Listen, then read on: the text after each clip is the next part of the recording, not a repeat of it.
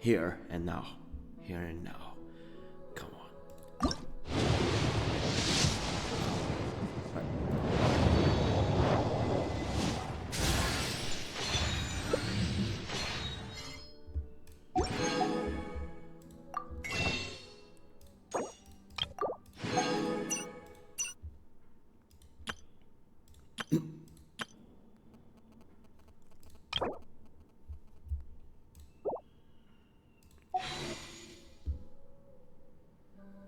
And 60 times 3.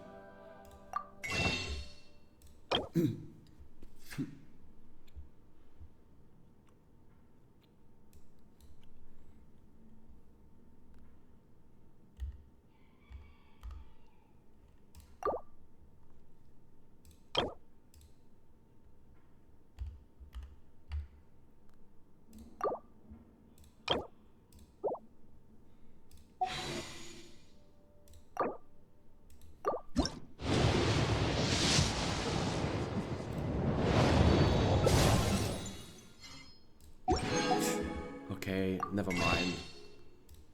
I expect for gold this time. Being too popular can be such a hassle. Who Yep, knew the it's all people gone. would adore me so much? Yep, it's all gone. How if we get all the primogems? But also this is the last day for support the events. And this one we're gonna do the hangout event, which I haven't done it yet. And it's just only one event, one hangout event. Hope it was worth it. If not,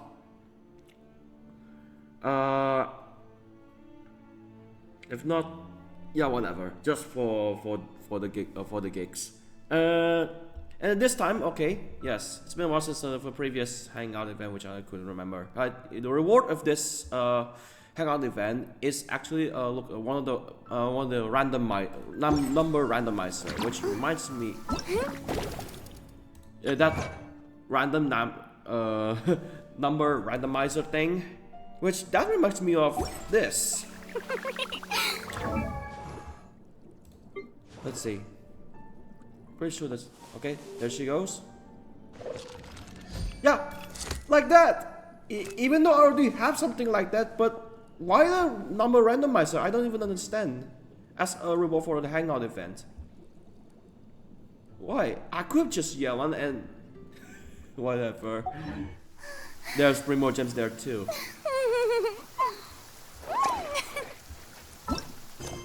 The character in question is, of course, featuring Lynette as the main character. Yes, we already met her last year since checks and cats unlock criteria to.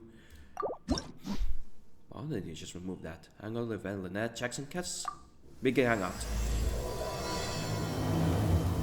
I knew it, this version is kind of a bit stale.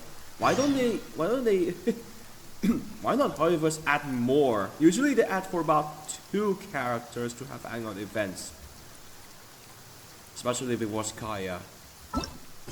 Really good, really good. But yeah. Oh, I think it's for about, yes. Usually they're at for about 2 or 3 hangout events featuring one of the playable characters. Why don't they just add the hangout event when they release the 4-star characters? I don't even understand why they do it. I expect Charlotte will have one, but no. I expect, what is it again? How many 4-star characters in the hangouts? 1, 2, 3, 4, 5, 6, 7, 8, 9, 10, 11, 12, 13, 14, 15, 16, 17, 18. 18 characters, and 2 of them, this one, Noel, and this one, have 2 story quests. Okay, when I say Kaya have 2, one of them is the story quest, and the other is the hangout quest. Go figure. Go figure, man. Okay, so we're going to Court Fontaine, Narbonne's Fontaine. Boring. Isn't there anything else more interesting to do?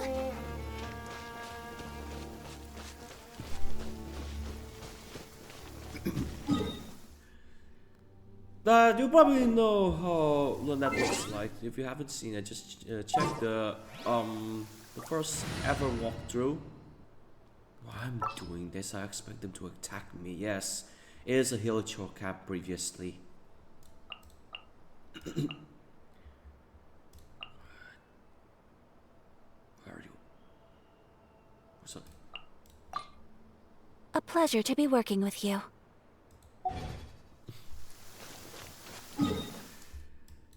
What was it again?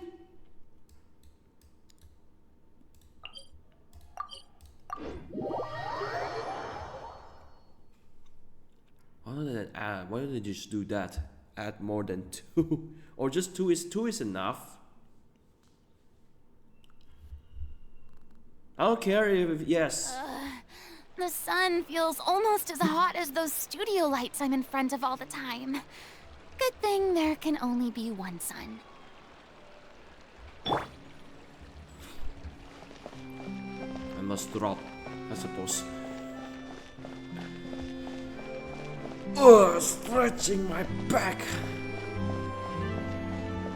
Oh. For cat girl, of course, especially if you're pitching.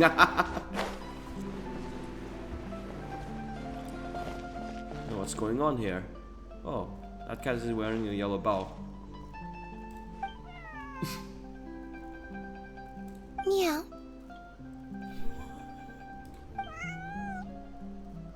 The watch is daily.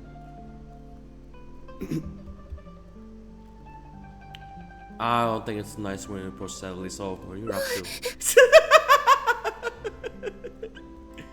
Okay. It's you. 1 second. Now activating chat mode. Yeah.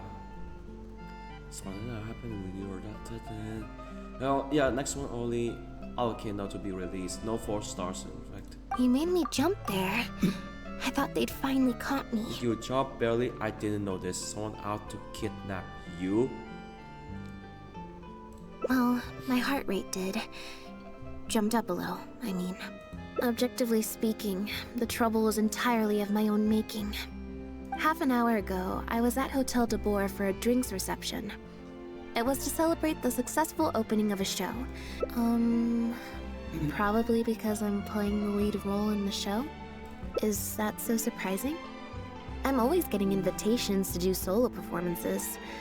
I just usually get Linny to write back and turn them down. But then came the Fontanalia Film Festival. We took all the kids from the House of the Hearth out to see a film.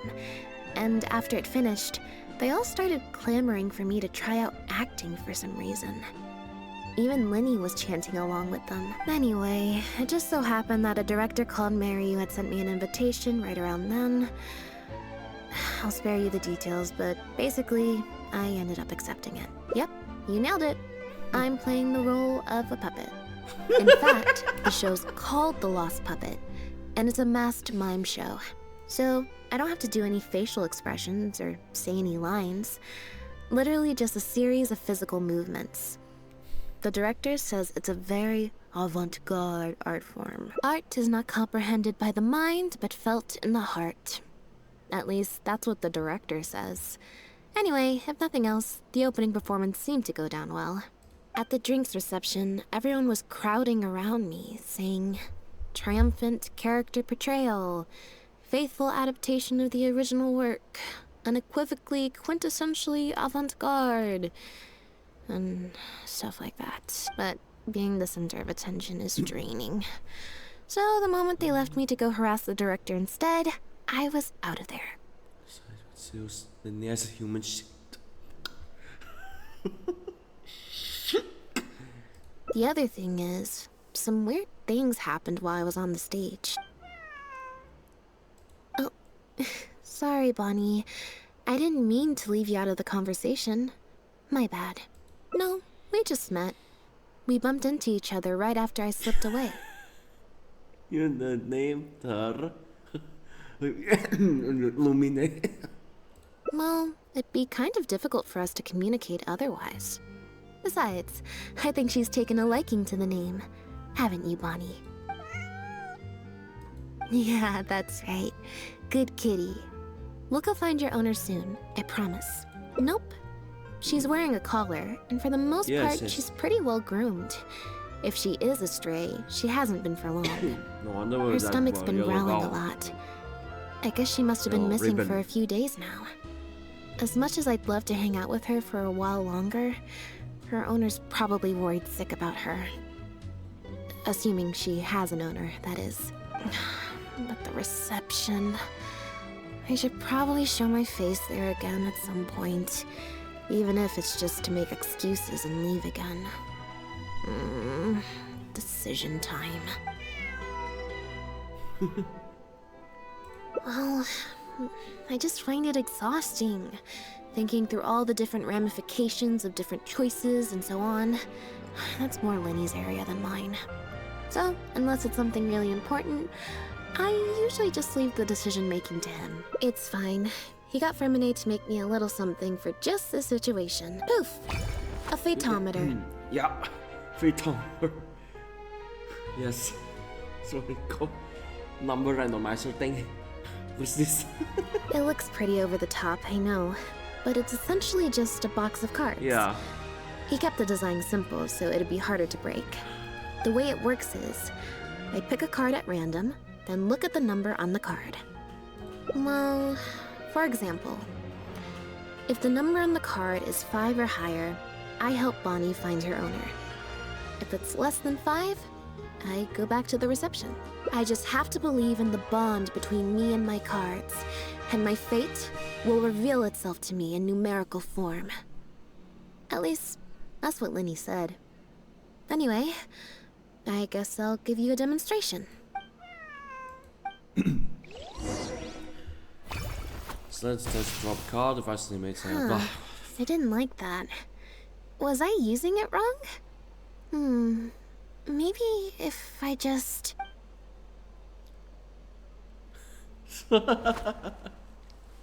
Clearly, there's some design flaws to iron out.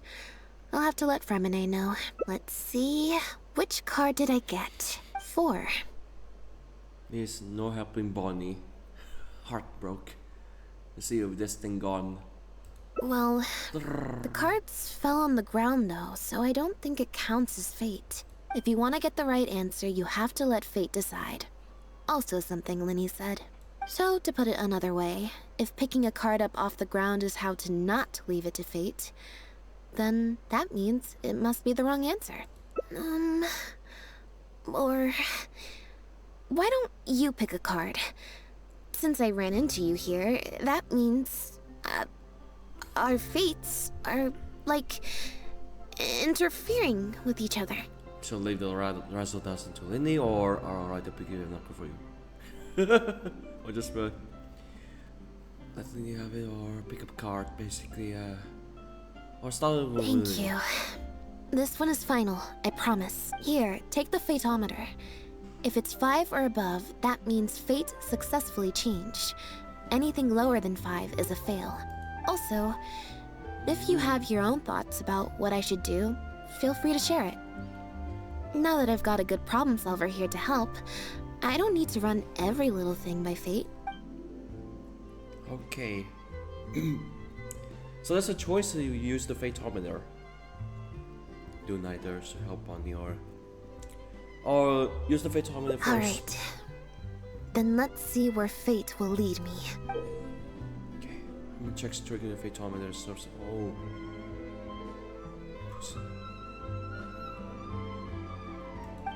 Okay.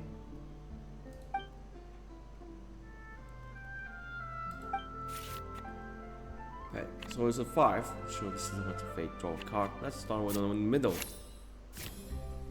16. So, we're looking for Bonnie's owner? There's 20 cards in total, numbered 1 to 20. So there's This only a should be 1 in fun, 5 chance of drawing less than a 5. I should also mention, this time the cutoff was 5, but I just set that to wherever I feel like. You really don't. To put in perspective, How about 10? I said Why don't I'd you make only do the show 16? if I drew a 1. Fate can be pretty sneaky sometimes. I think I'll go to the Steambird and see about putting an ad in the paper. You wanna come along? I think Bonnie wants you to come with.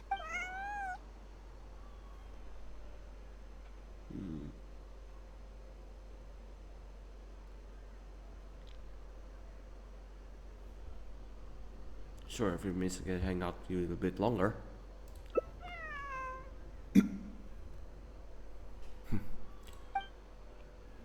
Thought that was something. Oh, so we got the Photometer. What's reward?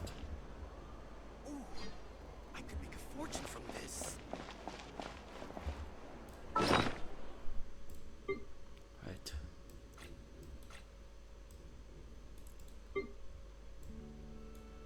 So this also, yeah, can be, yes, a gadget place.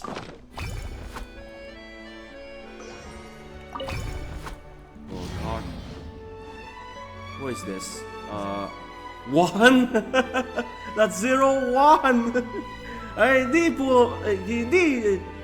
We need pull a 1 gold card. 16 again. 11. A fortune from this. Whoa, a 20. So that looks like, oh, the blues and purples and, oh yeah, look like, gotcha, 20. Yeah, you hit 20, you hit a 5-star, basic. Just with Tom to think, oh, you number 20, you pull a 5-star, and that stuff can blue. Okay, so let's put it away. Right, place. You just put it away, or just teleport anyway. I just leave it and then slip. Never mind. So let's go to the Steambird.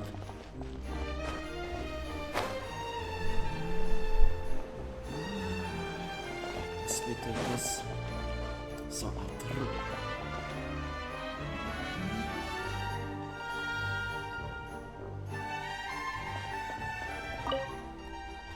Every stupendous day starts with a Steambird. Oh, hi Lynette. Hi Traveler. What can I help you with? I don't think so. Have you picked up a stray? Yep. If there's no commission to follow up on, could we post a notice about the missing cat instead? Why, of course. What a kind thing to do. Just fill out the form. Bonnie. Well, Two-tone, we've registered yellow you as ribbon. missing. You can stay at my place until your owner finds you. Also, I just wanted to say thanks for keeping us company for so long. Well, I should probably head back to the drinks reception. Hopefully most of the people have left by now. If you've got some time, you should stop by my place tomorrow to see Bonnie. There's a nice cup of tea in it for you. Alright, see you then. Ammonia's idea of crisis awareness defies words.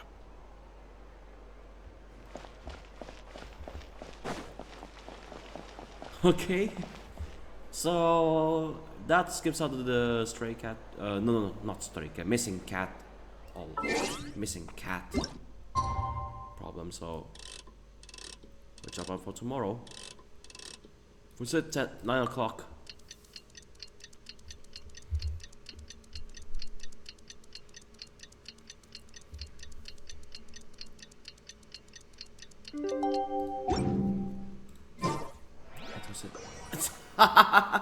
Okay, I didn't look.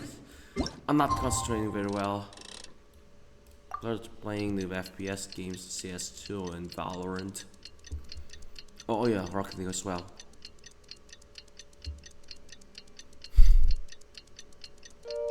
What is to do? Probably in the next version will involve Arcana and oh, they're gonna pull that one off of Honkai Star Rail. Okay. Okay, just this once per year. Or maybe 2? An Atlan chapter, I guess. Detective Smith Lynette. A good newspaper should be a lighthouse of truth. Hello, hello. Okay. Oh, wait, just done that. What's going on?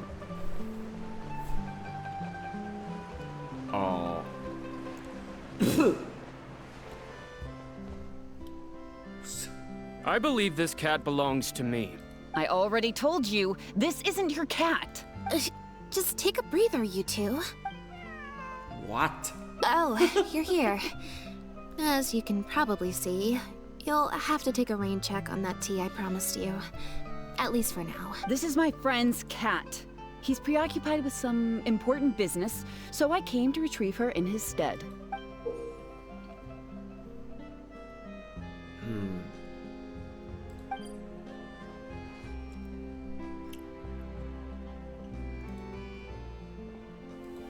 No. It's far more likely this cat escaped from the Humane Society.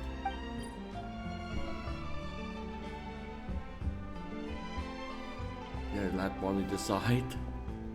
Is it Photometer? Bonnie? That's the name I've given her in the meantime. Oh yeah. Is Bonnie in the state to approach?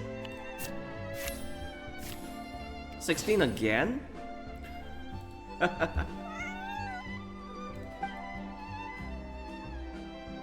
It's a week to remember. Well, this complicates things. Yeah. I told you before.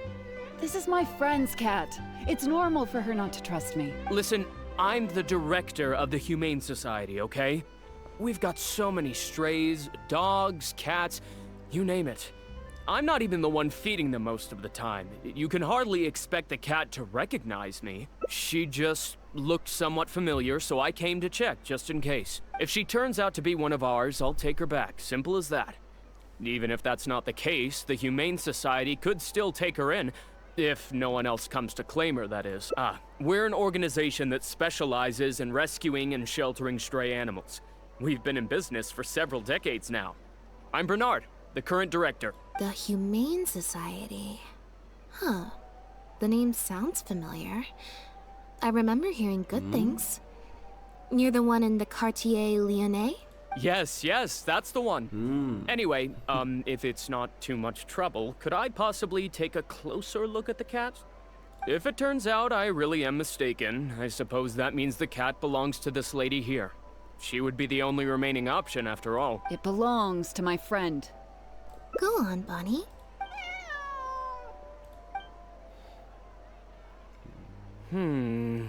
Oh, nope.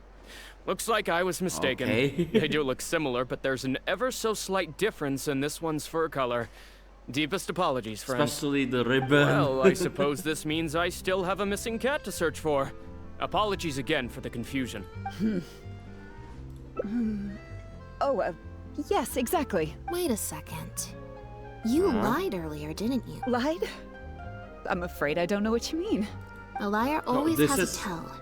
The look in their eyes, their breathing pattern, the way they hold themselves. The things that can give you away are often more numerous than you would think. What are you talking about? The way I see it, you're conflating baseless conjecture with fact. Normally, when someone is called out, their breathing speeds up as they begin to panic. But your breathing pattern hasn't changed one bit. In fact, it's been strangely calm and measured this entire time.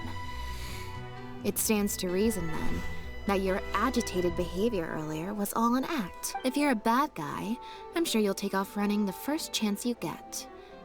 If you're a good guy, the most likely explanation is that you're a member of the Guards, or some similar organism. And you're basing this off of? Intuition. Nothing more. Intuition. Well, I have to hand it to you, Lynette. You're right. I'm a member of the Guards. The name's Elodie. I'm currently investigating a cross-border smuggling case. This cat here, Bonnie was her name?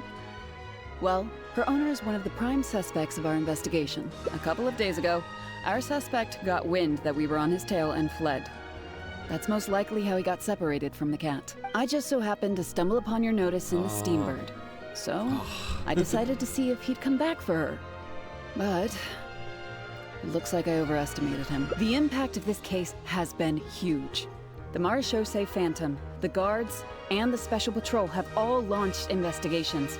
If there was even the slightest chance that he would show himself, I had to follow up on the lead. A new kind of illegal drug. Imitation synth. We confiscated all the synth on the market, but addiction isn't something that goes away overnight. Even without substances on the market, That people are thing still looking for a again? way to get their next fix. And criminals are all too eager to capitalize on that addiction. That was the impetus for imitation synth. Needless to say, a small-scale market opened up very quick after the original synth debacle. We put several measures into place to prevent similar incidents from occurring. The perpetrators got smart, though, and shifted their sales overseas before those measures could kick in. That's when the imitation synth smuggling began. We only recently got word of the presence of imitation synth overseas. We managed to track down evidence of some early transactions.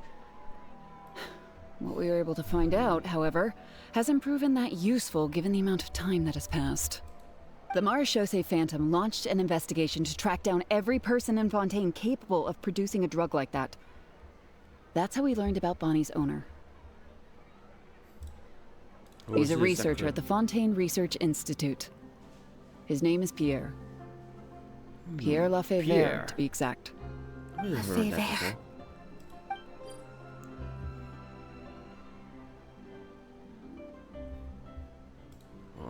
The Marechaussee Phantom found him in Poisson. In addition to the cat, he also had a pendant with him. At first, there wasn't much cause for suspicion.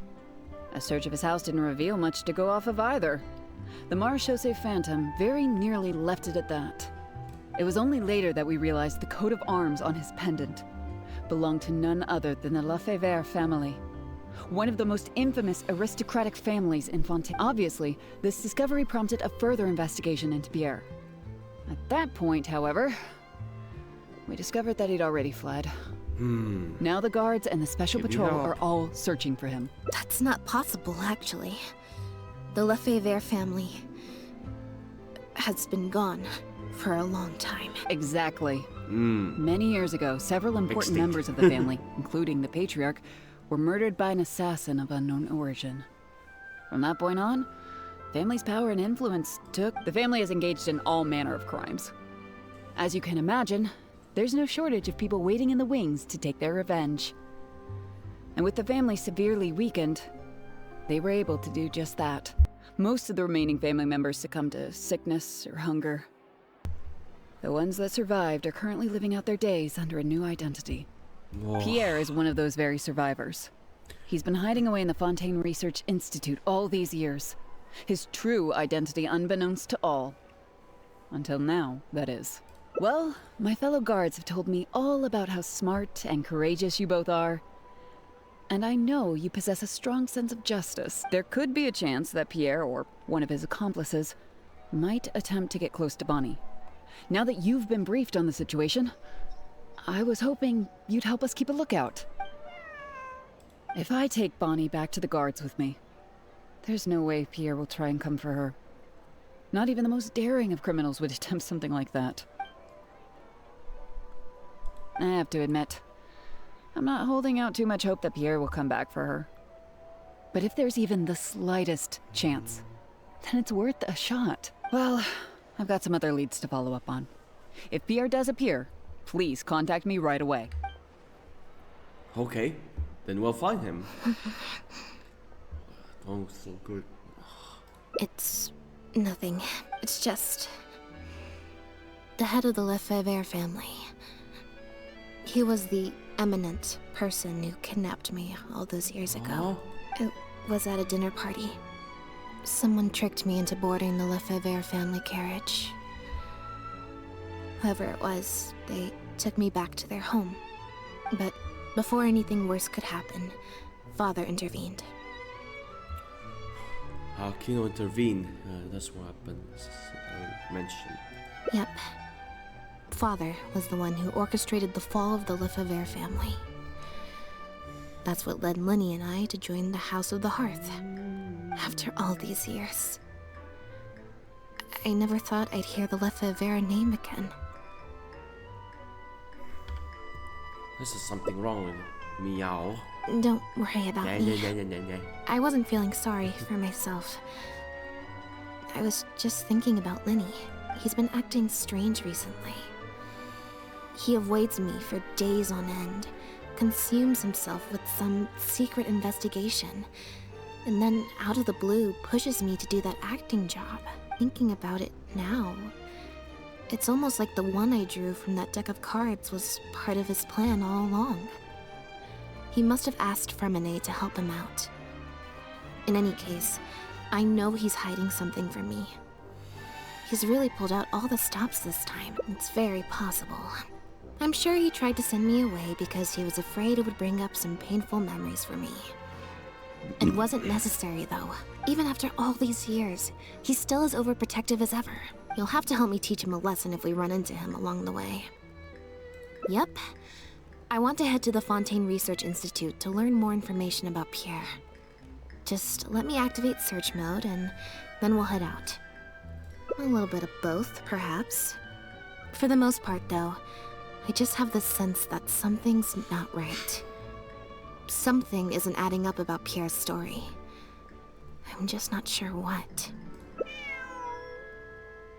Okay, I'll write a letter explaining everything to the crew. Once that's done, we can head out. Okay. So we just head out anyway. Oh yeah. I'll just hear there for some repeat. Okay. Where was I?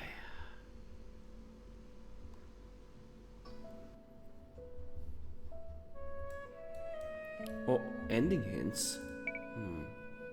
The search instantly change. Okay.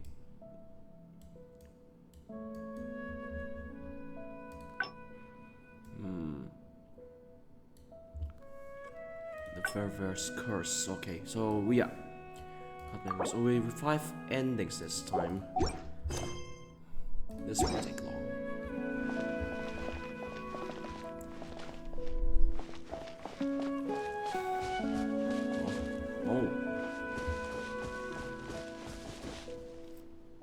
Lynette, you're, not at rehearsal? You can drop the act, brother. In fact, I don't think either of us will have a need for acting anytime soon. You should know better than to try and keep something from me. You've never been able to do that, even when we were kids. And that's why I tried to distract you with the masked mime show. But I guess you're just too good. Care to introduce us to your new assistant? This is Officer Shavras, captain of the Special Security and Surveillance Patrol. You may have met her already. Nice to see you. I should clarify something. Mr. Lenny's here at my invitation, not the other way around. To borrow your expression, Miss Lynette, I suppose that would make him my assistant more than anything. We've brought on Mr. Lenny as a consultant in the past. He was instrumental in helping us crack a case involving a perpetrator who used magic tricks to commit crimes. I was hoping he'd be able to provide some valuable insight this time around as well.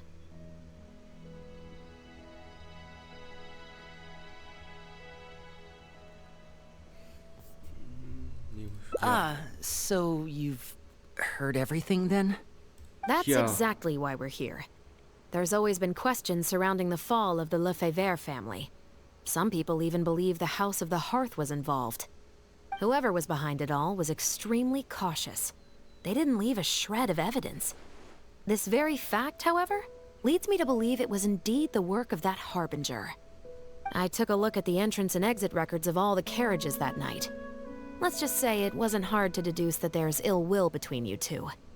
Don't worry, I don't have any evidence to that effect, and I certainly don't plan on going to bat for such a despicable family.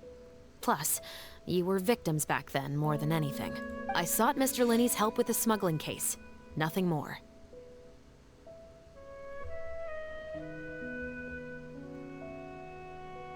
The way I look at it, it's a collaboration between us as people, not the organizations we represent.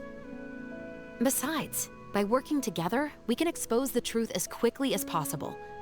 You can hardly say that's at odds with the justice my organization strives for. Not at all. I was planning to invite you from the very beginning, Miss Lynette. It's just that my assistant here raised some objections. Lenny, I'm not the same person I was back then. That little girl who did nothing but cower in the corner in fear. She doesn't need saving anymore. I'm sorry, Lynette. You're right. I let my concerns get the better of me. Oh, and the next time you want to distract me, you should try a different approach.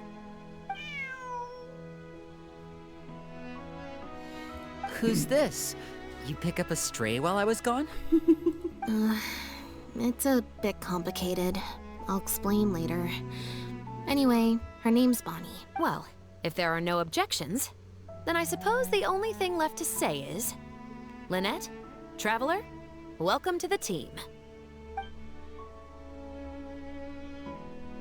It appears the Lefebvre family was very particular in their use of insignias and emblems. The family would use different emblems to mark differences in status, blood relation, and the like. In fact, the insignia that was discovered on the pendant was used to represent an illegitimate child. It's highly likely. That very status might have been what allowed him to emerge from the fall of his family relatively unscathed. It would also explain why he was able to assume a new identity as a researcher with relative ease. We discovered something interesting, though. After talking to some of his co-workers, it appears he pretty much works at the Institute in name only. He's practically been cast out. Apparently, Pierre was once addicted to synth. He tried to use the resources at the Institute to create a substance with a similar effect. He claimed it was just for research purposes, but the Institute revoked his access to the relevant materials regardless. He was placed on disciplinary leave, pending a thorough investigation of his actions. But it seems the Institute ran into some trouble along the way. Could have been a lack of personnel or a timing issue. In any case, they had to table their formal investigation into Pierre. Unfortunately, that also included reporting any relevant information to the higher authorities.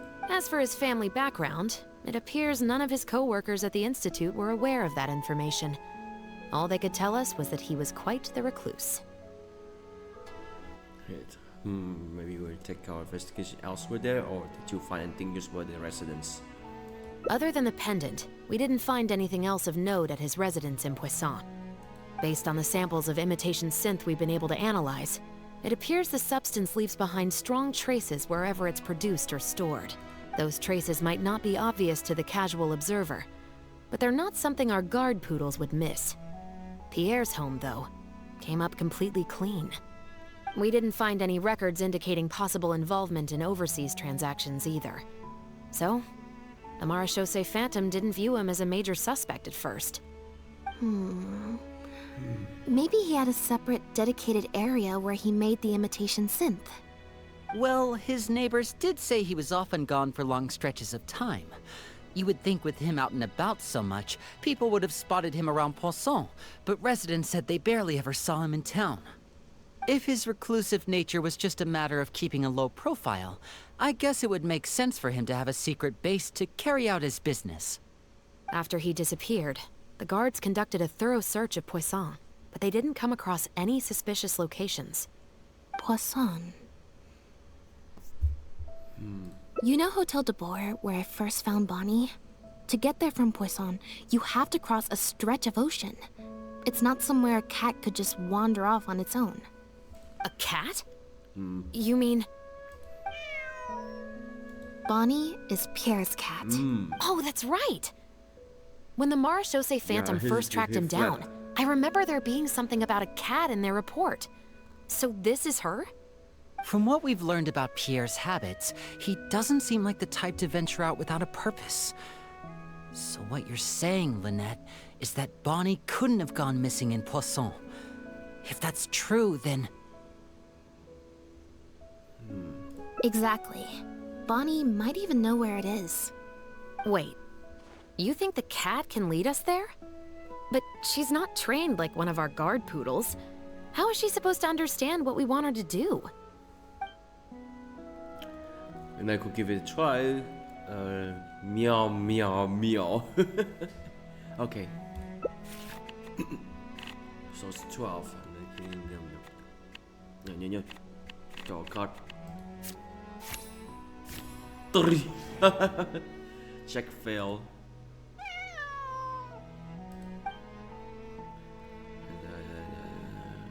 Ah, guess she's a little skittish around strangers. Meow. Meow meow. Meow?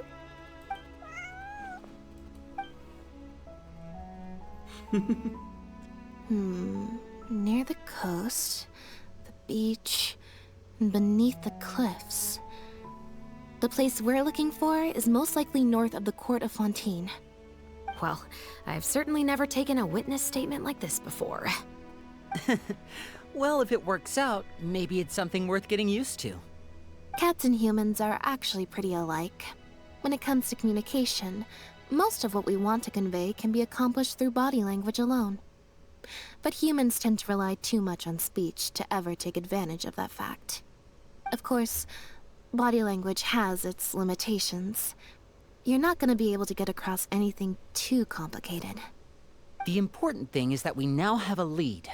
Let's try and find a place that matches the clues Bonnie gave us. Okay. Check the sus location. So we did get a lead.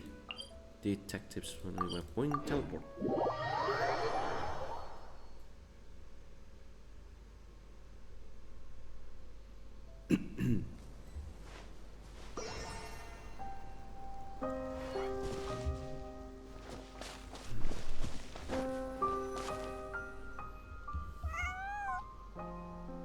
Seems like Bonnie is trying to take us somewhere.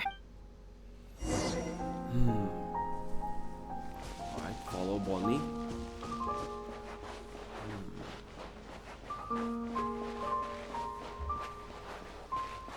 Gardamex ahead. Look out! Oh. Keep away, Bonnie. Incoming. Got lucky that. No, Lynette to the trial? Propagate. Yoo-hoo! Whirling snow.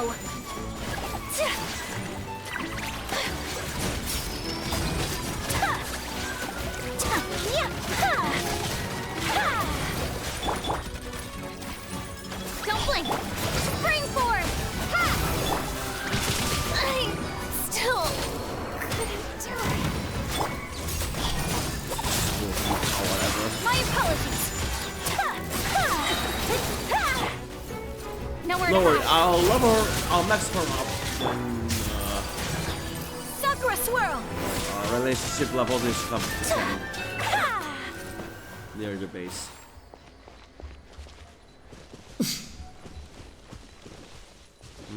What now? Oh. Wow, Lynette, you found this place so easily. If I thought there was any chance you'd say yes, I'd recruit you into the Special Patrol here and now. No questions asked. Sounds familiar. I pretty much receive letters daily from people trying to poach her from me. Let's just focus on our search. There's a lot to investigate. Look at all the stuff. Some sample scent, replication, or should I say death scent? Yeah, the more like poison, developing poison, or should I say a very strong drug. Aha! Just as we thought. This is where the imitation synth was being made. Looks like he's got more than just imitation synths stashed around here. In addition to the raw materials needed to synthesize the substance itself, there's a large quantity of cleaning agents and a few drugs I haven't been able to identify. These cleaning agents are likely used to dispel traces of the substance, like its smell. The Special Patrol did some digging into imitation synth. Our records indicate that it's very difficult for ordinary people to detect traces left behind by the stuff. I'm sure that was the case for Pierre as well. It must have taken a considerable amount of time and skill to ensure all those traces get washed away. But what are these other drugs for?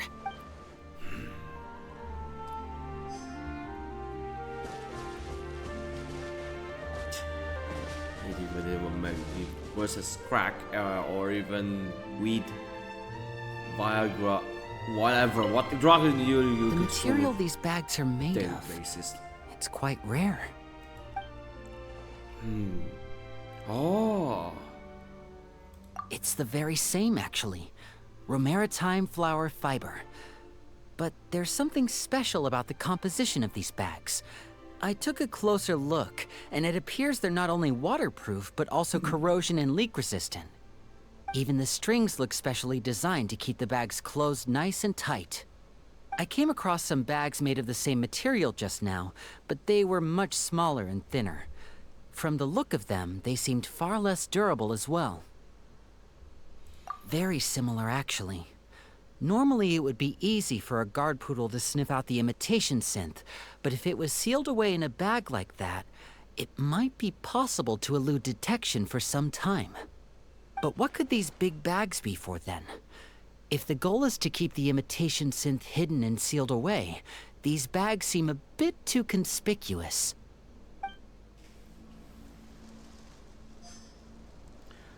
Okay, what's next? Let's look at the back. Nothing in the back. How about here? Oh, wait. Over here. Huh. Some random barrels. When the Marechaussee Phantom searched Pierre's house, there was no sign of these barrels, right? You're right. That doesn't seem like his way of doing things. How did he get them here then? Water stains can be seen around the circumference of... Only the lower halves of the barrels appear to have been submerged in water. This won't be like last year. Based on the various ingredients we found, this appears to be where Pierre was cooking up his imitation synth. It looks like he used a special cleaning agent to get rid of any residual traces of the substance on his person before he left. That's how he was able to get past the guard poodles. So then he transferred the imitation synth into small sealed bags and took it somewhere else for the drop-off. No. I don't believe our suspect is the kind of person who'd go around carrying incriminating evidence with him. That would potentially create too many eyewitnesses. The cleaning agent and the sealed bags might get past the guard poodles, but if a member of the public or even a guard on patrol happened to see him during the drop-off, a quick search would reveal everything. That's still a very risky operation. The barrels we found were wet around the base, but the top half was dry. As if they'd been standing upright in the water. Huh. It floats upright instead of sideways. That's weird. If you put a barrel in the water, it will normally float on its side. Unless it's heavily loaded, in which case it'll sink. Or place some foam. There's something tiny sealed big bags full of air. Yes. With flotation rings around the body of the barrels, they'd stay upright in the water. And then he could afford to load them more fully. Ah. Pull the bags. Yes. You think he used floating barrels? I suppose if he acted at night, when there are very few other boats around and visibility is low, it's a valid theory. We can't rule it out. But then, wouldn't the barrels be carried off by the waves or the currents? How would the person doing the pickup know where to look?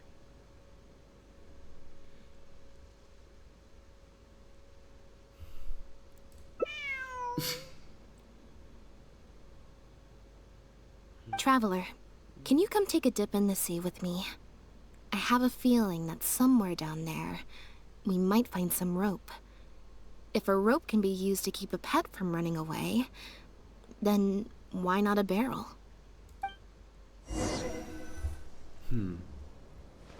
This is a good idea. Let's dive in.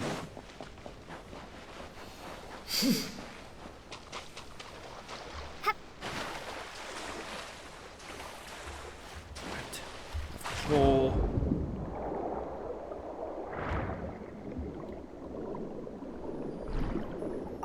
The wreckage of a small boat? This isn't the place. Yeah. Rope? This isn't the place.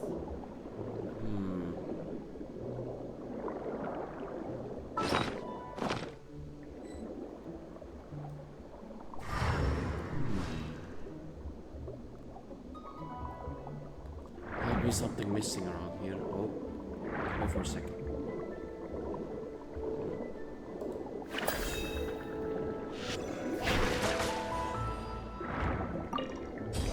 Ah, just Mora.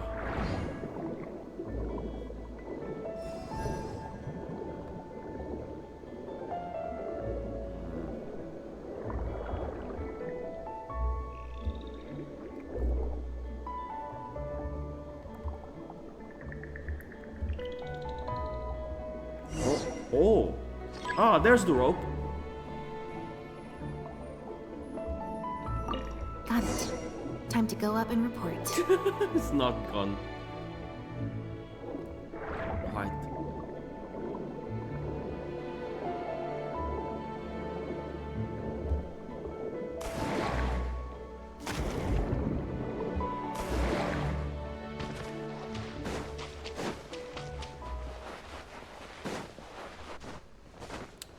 So maybe there's no treasure hoarders this time. As expected, we found a few pieces of rope and some anchoring stones underwater. If you attach them to a floating barrel, it would look like this. Oh. With this anchoring system, it would be possible to use floating barrels for the drop-off. You would just need to drop them in the water at the agreed-upon location. We also came across the wreckage of a small boat. It must have been left out on the water and capsized due to the force of the wind and waves. Its small size, however, would have made it perfect for staying undetected. Let's talk this through.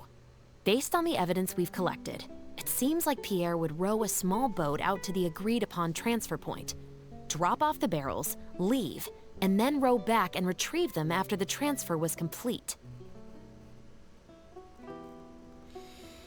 It could be that he was trying to avoid meeting up with his associate face to face. As one of the sole survivors of the Lefebvre family, maybe he was just used to that sort of elusive lifestyle. It seems like Pierre deliberately chose the floating barrel method so that the goods could be dropped off and picked up at separate times. That way, the two parties wouldn't have to meet each other. Well, if that's the case, they must not have a very close working relationship. Let's not jump to any conclusions just yet. Assumptions can be detrimental to solving a case. It's possible they were just trying to keep a low profile. Two boats sailing to the same location at once could be too conspicuous. The most important thing is that we can now confirm Pierre wasn't acting alone. The floating barrel drop-off system is proof enough of that. Let's say for now that he was only in charge of producing the imitation synth. That would mean there has to be at least one other person involved in the operation. Likely in charge of transporting the goods across the border. Since we've determined that the goods were transported by boat, maybe we can track down some travel logs or something. We can certainly check the various ports for that information. It's possible, however, that Pierre's associate also used a small boat for the transport, and docked along the shore rather than at a large port. If that's the case, it's unlikely there would be any record left behind. Absolutely. Before Pierre disappeared, we made sure to investigate all sorts of outward-bound vessels. We also had port authorities keep a lookout for anything suspicious. Unfortunately, we were never able to find out how they managed to get the imitation synth across the border. You're right. Whatever vessel was used for the pickup, the person responsible for smuggling the substance out of Fontaine would have had to use a larger vessel for the actual transport. That's the only way they would be able to smuggle on a large enough scale to make a profit. They must have found a way to disguise the imitation synth to clear port inspections. Exactly. We can't let any opportunities slip through the cracks. Although, given the amount of ports that could be involved, we should probably split up. I'll run home and ask some of my brothers and sisters to try and dig up some information. I should also head back and update my platoon on our progress. I'll grab some reinforcements while I'm at it. Lynette, Traveler, why don't you head to Lumiduce Harbor and see what you can find out? All right. Come on, Bonnie. You Bonnie. Let me do this harbor.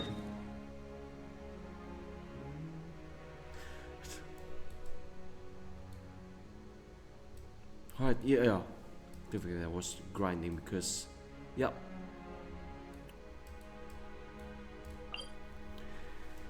Next banner is featuring Kazuha and Nuvilet. Do me a favor. Up to you if you want to go for both.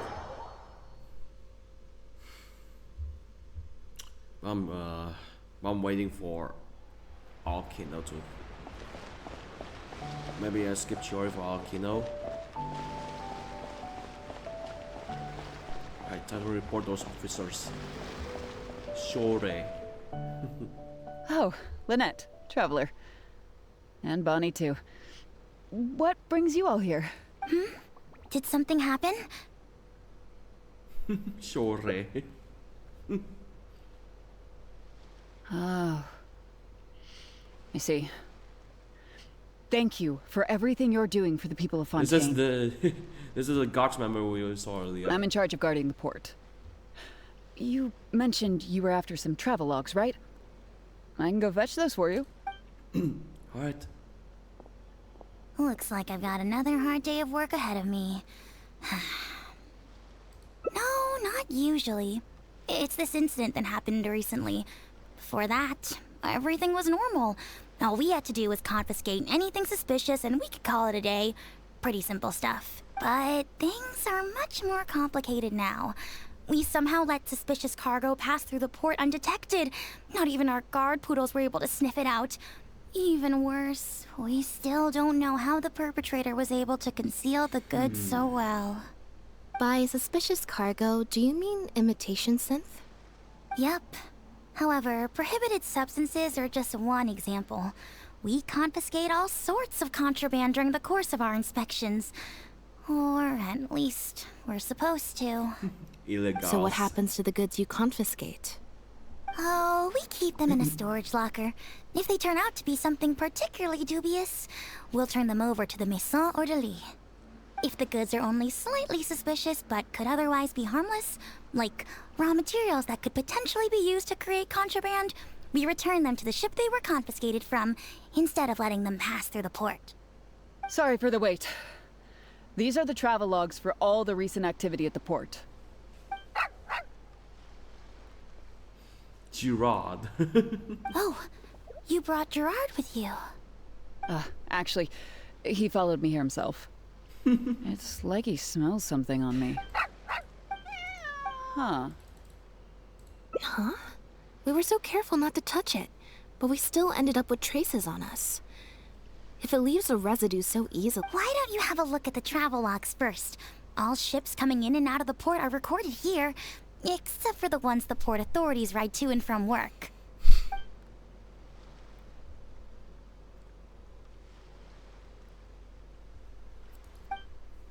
The Humane Society.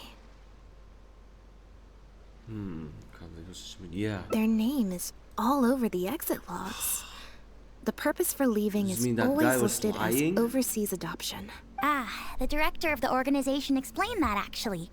He said a lot of the cat and dog breeds unique to Fontaine are also very popular overseas. So, his organization offers an overseas adoption program. Bernard, the director of the Humane Society, was the man who came looking for Bonnie earlier. Yeah.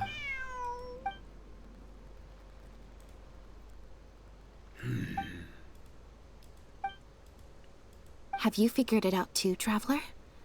The way the criminal disguised the goods? When Bernard asked to take a closer look at Bonnie, he was actually checking whether there was any imitation synth in her stomach. Wait, what? The sealed bags we found at the secret base. They were specially made to be corrosion resistant, and there were gaps around the lids of the barrels, and airbags were used to keep them upright in the water.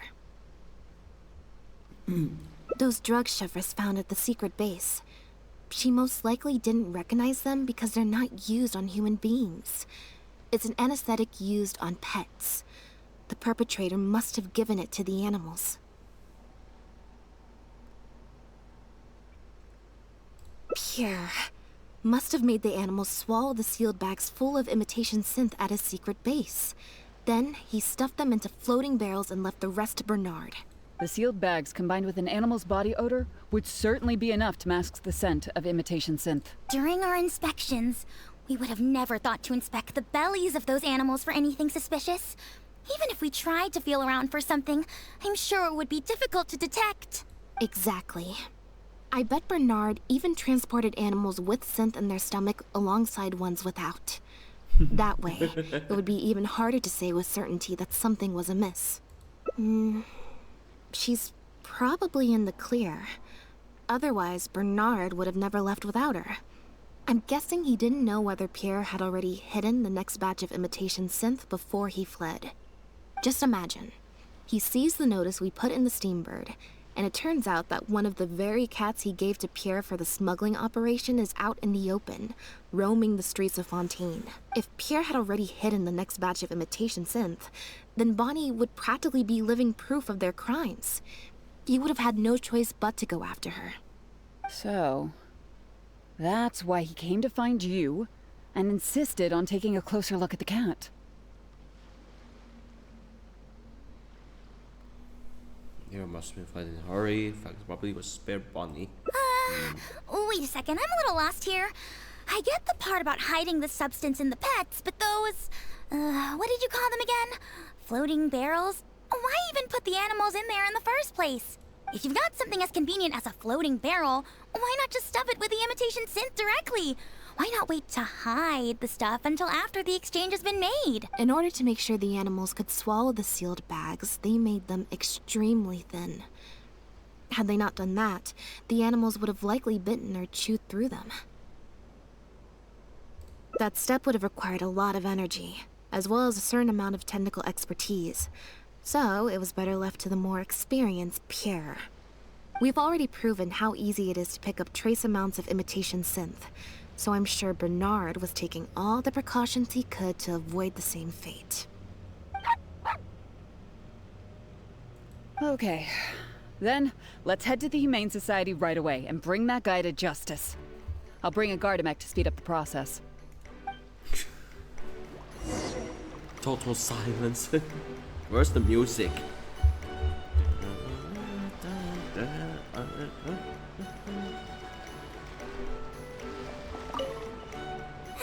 Sorry, but I can't go with you. Surely you'll be able to handle him, what, between Elodie's Gardamek and all three of you?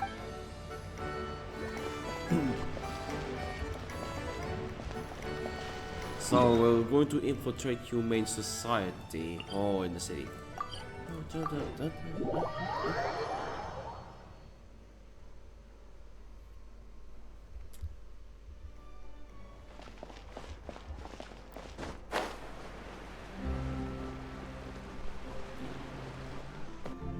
The headquarters of the Humane Society should be somewhere around here. Bernard could show up any moment now. Ah, you're the people from earlier. Wait, you're from the guards? Remember this woman before? After him! We can't let him get away! Lynette.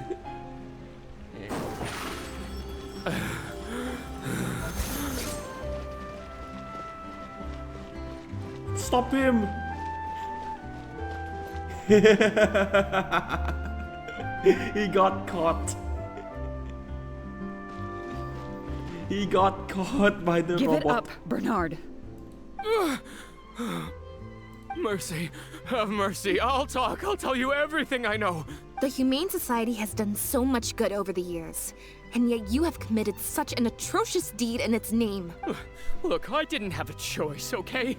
My father cared about those blasted animals so much, he didn't bother to take care of his human wife and son at all. While those animals were showered with love, I lived worse than a dog. No one asked. Tell me, how did you first get to know Pierre? Well, after I took over the Humane Society, it gradually became harder and harder to maintain its operations. Until one day, someone suddenly passed me a letter. It said that I could stand to get a large sum of money as long as I helped them to transport some animals abroad. It was only after a few such transports that I finally understood what I was really transporting. But then, Pierre wrote to me, saying that we were already partners in crime and that I better keep cooperating with him if I didn't want to be reported to the guards. You're so unlucky. Not especially unnatural. You're so unlucky that You're so unlucky. He's lying. He's so unlucky that the robot hit get you. I thought that robot is gonna pass him. He's You lying. knew it from the very beginning, didn't you? The reason why you had to go through so many steps just to transport some animals. I'd suggest that you confess everything right now if you don't want to add anything else to your list of crimes. Yes, officer. I would order wooden barrels and flotation devices according to his instructions, and then load the sleeping animals onto a boat. Once I sailed to the location he provided, I would dump everything together into the sea. And a few days after that, I'd come by again in my boat and pick up the animals sleeping in the barrels. Once I had received enough of them, I'd bring them to the harbor to be adopted abroad. That guy, Pierre, he was running the entire show. He set up all the meeting times and found all the foreign adopters. Oh, and he even supplied all of the goods too. I just did the transport. He was the one who planned out and executed everything else. Look, I don't know, okay? I've never ever met him in person. We've only ever communicated through letters. And when did he send his final letter to you? Just last night, he said that the Marechaussee Phantom is now after him, so he's planning to go into hiding for some time. He didn't mention where he's thinking about going, though, but he did tell me to look out for the guards. It's been a few days since Pierre's last appearance. I'd wager that he sent that letter after he found his hiding spot. I burned them. It was on his orders. I had to burn every letter after reading them. I wasn't even allowed to share them with the rest of the society employees. Sure sounds like you're trying to use the lack of witnesses or evidence to pin the blame on Pierre. No, I swear, this time I'm only telling you the truth. Well, we can check the truth of your statements at the Opera House. I hope you know what'll be coming for you if I were to find any discrepancy between the evidence and the testimony you just gave. I know. I swear I was just telling the truth. My thanks to you both. Had it not been for you, I really don't know what would have happened to this case. Bonnie helped, too. That's true. It was all thanks to her that Bernard was finally exposed. And it looks like she's grown quite fond of you two as well. Then I'll leave you be. Just let me know if you find any other new leads. Just relaxing.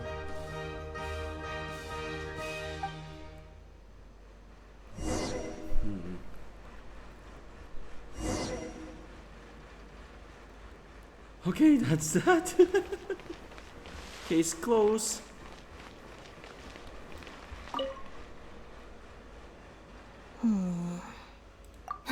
It was that obvious, huh? Well, even though it didn't feel like Bernard was lying, after talking to him, I'm getting an even stronger sense that something's not quite right. We investigated so quickly that perhaps we've missed a thing or two along the way. Let me activate deduction mode and consider things again from the top to see if we can find anything new. Is there still anything unresolved or strange that we should try to consider? Following the persona. The Marechaussee Phantom found Bonnie and the Lefebvre pendant at Pierre's residence. That was the beginning point of our investigation. Pendant Bonnie. Pen hand off. The end of Lefebvre.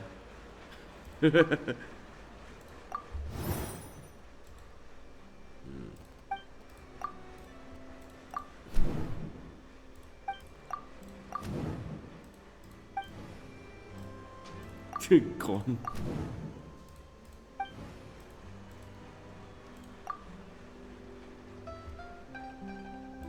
There's no need to rush. Bernard claims to have received a letter last night from Pierre. In the letter, Pierre stated that he had gone into hiding. Is there something wrong with the letter?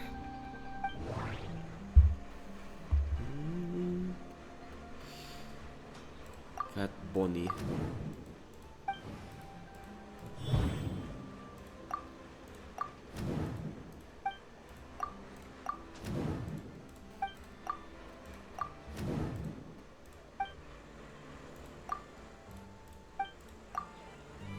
How about that If letter? Bonnie had imitation synth in her body, then she was a liability that had to be recovered at all costs. But if she wasn't carrying anything, then it would have made sense to tell Bernard not to worry. And thinking about it, Bernard only attracted our attention in the first place because he came to look for Bonnie. Could it be that the person who wrote the letter also knew nothing about Bonnie's whereabouts? Or they had a separate goal entirely? Name part operation this trafficking ring. Well, we've discovered that Bernard is responsible for the trafficking, while Pierre deals with supplying the goods. Is there something else in this scheme that we're missing?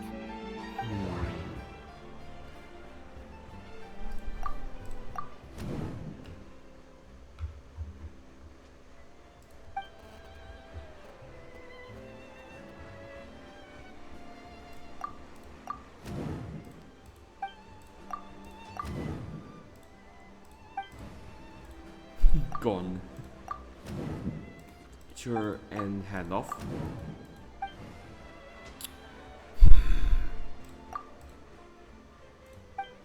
About connections? Wrong. There's no need to rush. Let's see if we can find any other suspicious points about this case.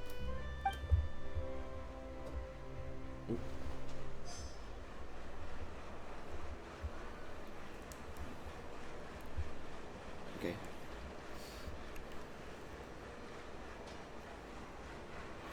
Hold on a second.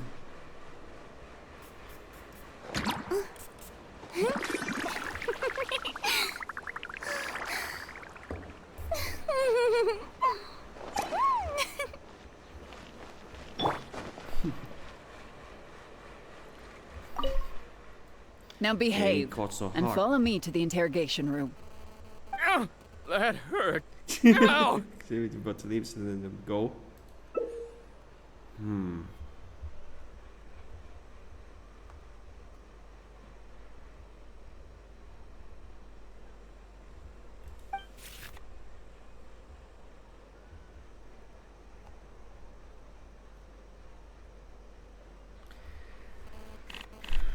What's purpose? 1 to 5.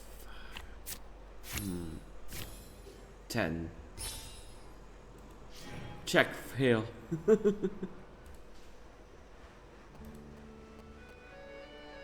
Yeah. Is everything really over? I still feel like the relationship between Pierre and Bernard is not as simple as it appears. Also, I've had this strange sense that something's off the entire time we've been on the case. And it has only gotten worse.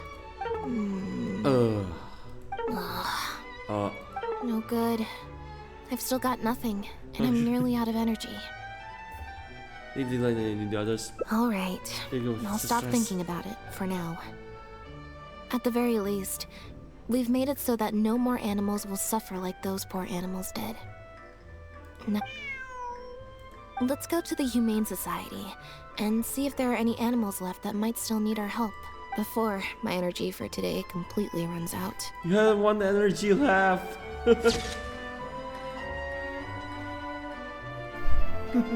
Save the kitty.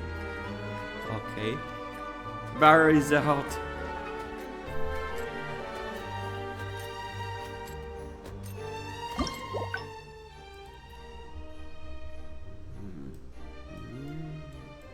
So yeah, there's another ending there.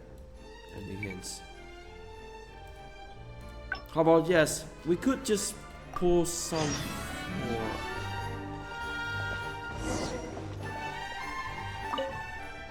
Now behave and follow me to the interrogation room. Ow, that hurt. Ow! Right. Another 16, please. Oh.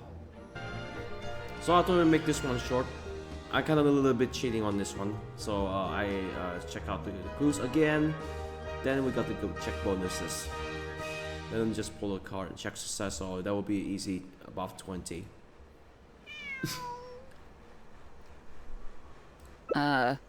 Is there something else you need from me, traveler? Huh? I see. It all makes sense now. Hey, what are you talking about? Look, even our confessed criminal here has no idea what you're saying. Because he has been kept in the dark all along. And I assume it's the same with Pierre. That never quite added up for me. Why did Pierre feel compelled to return to his home with Bonnie and the pendant, and make them so easy to find for the Marechaussee Phantom? Both of these things are in stark contrast to his usual meticulous and vigilant behavior. There's only one reasonable explanation. He was following orders, just like Bernard. He probably received the following instructions right before the Phantom came knocking on his door. Bring the cat and the pendant, and our undercover agent will be sure to help you. Unbeknownst to him, however, the third person who wrote that letter to him had long decided to sacrifice him and Bernard to save themselves. What? You can't be serious. There was a third person involved? If you focus only on Bernard's testimony, it's easy to believe that only Bernard and Pierre were working together. The case appeared extremely simple. Bernard did the trafficking, Pierre the imitation synth production, drugging, and stuffing. Wait. But that doesn't make any sense. If that's the actual truth, then as soon as Pierre is caught, he'll explain his side of the story and the third person will... Yep, which is why the third person made sure that Pierre would never be found again. Once they had instructed Pierre to expose himself, the third person wrote to Pierre again, suggesting that everything had been taken care of, and he should take Bonnie and safely return to his base. Of course, Pierre's disappearance at such a sensitive time immediately made him a prime suspect. Knowing that Bonnie had last been seen with him, all the third person would have to do from that point on would be to lead the Phantom to investigate the Humane Society, and get Bernard to confess the truth. Wait, so you're saying that the letter I received yesterday, the one that made me think Pierre was still alive, it was also sent by the third person? Is that what happened? I'll get back to headquarters right away and reinvestigate this case from the top. Chevra said that assumptions can be detrimental to solving a case. Someone among us, however, has been feeding us all kinds of preconceived notions ever since our first meeting. They suggested that Pierre's disappearance was an attempt to escape the judgment of the law, and that Pierre was a scion of the Lefebvre family. But if the disappearance is truly just a cover-up for a murder, then couldn't the true scion have been an illegitimate daughter, rather than an illegitimate son? Huh? Haven't you taken this joke a bit too far? You're right.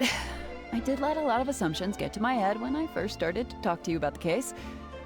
I'll make sure to correct my behavior. You deliberately fed us lies, but even you could not control every last detail of your plan. There was a flaw in your scheme, and something didn't quite go as planned. Getting the Marechaussee Phantom to notice Pierre was only the first part of your plan. Had they failed to take notice of the Humane Society, they could have cast a wider net. And you couldn't predict what they might possibly find, if given enough time. This, of course, was the main weakness of your plan.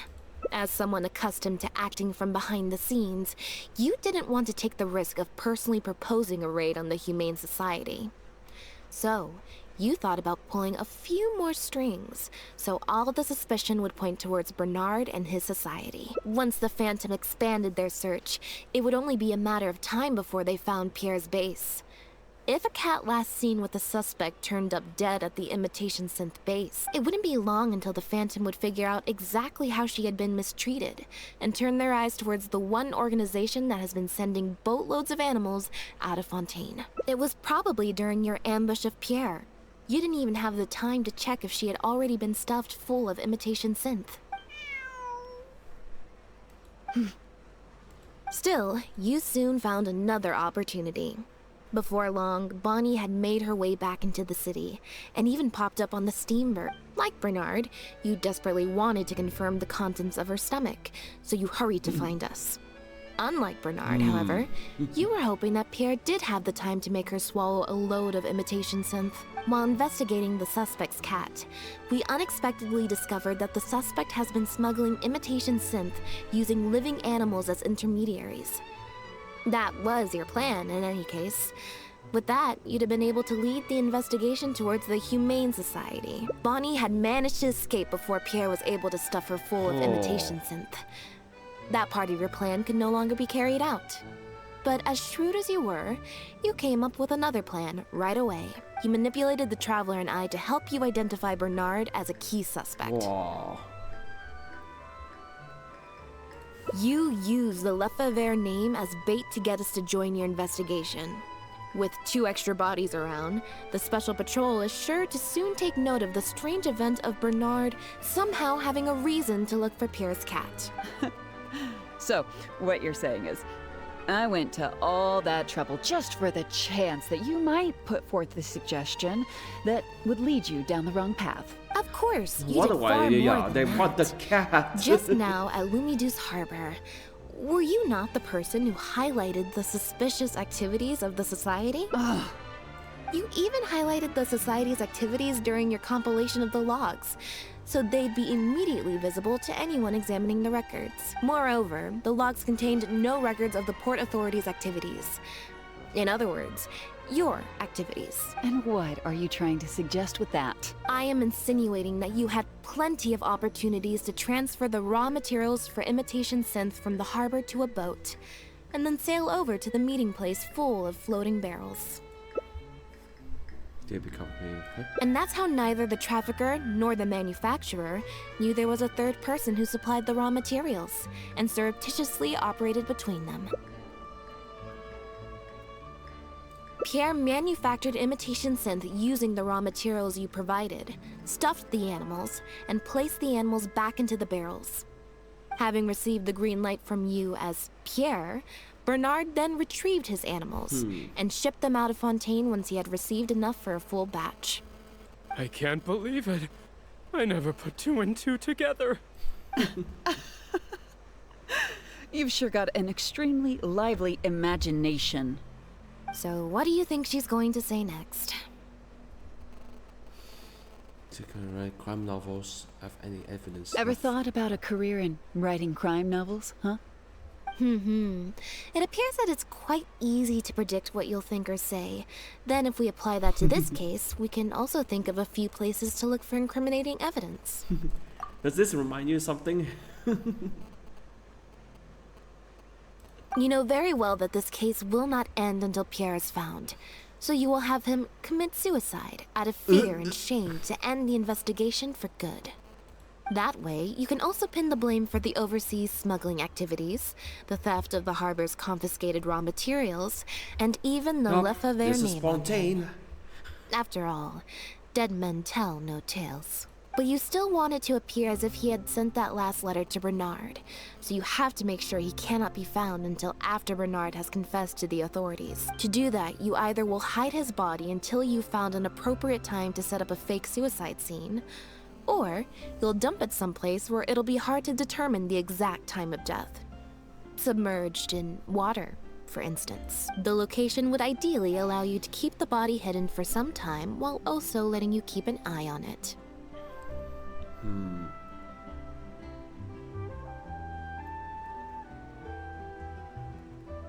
There are only so many options to hide a person's time of death, after all. As long as the Phantom investigates each of the possibilities in turn, they'll surely find Pierre's remains. Especially since, as the prime suspect who will now be taken into custody, you will no longer have the time to move him, or set up a fake suicide scene to cover up the murder. How absurd. And on what grounds will you order my arrest? Don't think for a second that your spouts of nonsense will amount to any kind of real argument. After all, I'm Elodie Lefebvre!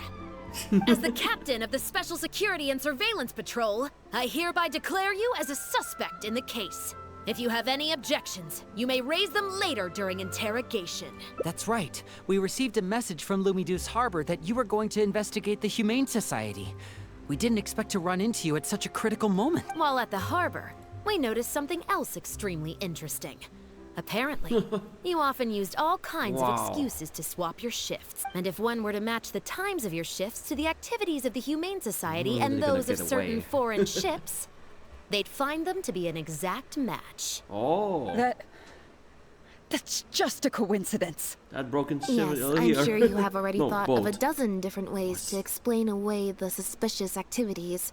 But as far as evidence goes, that should be enough to warrant taking you into custody. Don't worry. If it turns out that the guards are still unable to find any evidence after all this, Lynette and I will do everything in our power to clear your name. Or you go into Fatui anyway. Send into the Fatui. Although judging by her reaction, I assume no follow-up House from of us Heart. will be needed. Sorry. Whatever. Still Fatui. The Lefebvres were infamous for using disguise and infiltration to achieve their goals. Who would have thought that they would have planted someone within the guards? Judging from the timeline, they likely arranged for you to enter the guards before the fall of the clan. But they probably didn't expect you to turn it to your advantage and use your job to save yourself during the purge. Not only that, but you actively participated in the interrogation, arrest, and judgment of the Lefebvres during their fall, thus clearing yourself of suspicion. You brutally and cruelly abandoned your allies as soon as they outlived their usefulness, just like a lizard cutting off its own tail in order to live. You've been doing this for years. So you played me like a fool after all? Ah! Ooh. What was that word you used? Ally?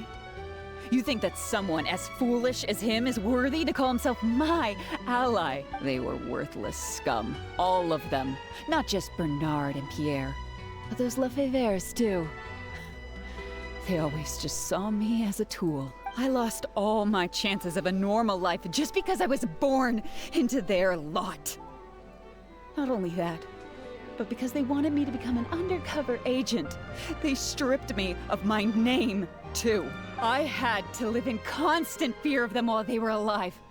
And even once they were gone, I had to continue to bury my heritage and my name. Always worrying that their enemies would come knocking at the door. Do you know anything about what I've been through over all these years? My life as the last Lefebvre?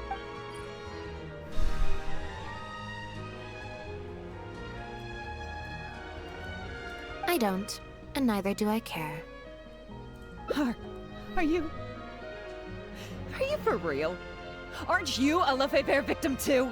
Elodie, you're the only one still living under the shadow of a name. That's enough. Keep your hands where I can see them and do not resist arrest. If you have more to say, save it for the interrogation room. What a joke. What a joke! Uh-oh. Hey! Oh no. Don't come any closer. What's that? Know what this is? I've secretly planted loads of explosives in the Humane Someone Society. stop her, please. Just one step closer, and whether they're cats, dogs, or just unlucky human employees, they'll all be blown up into smithereens. Surely, you bunch of goody two-shoes won't let that happen, right?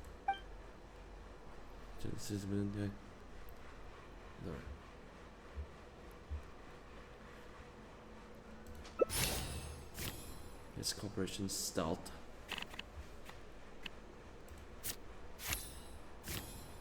Oh.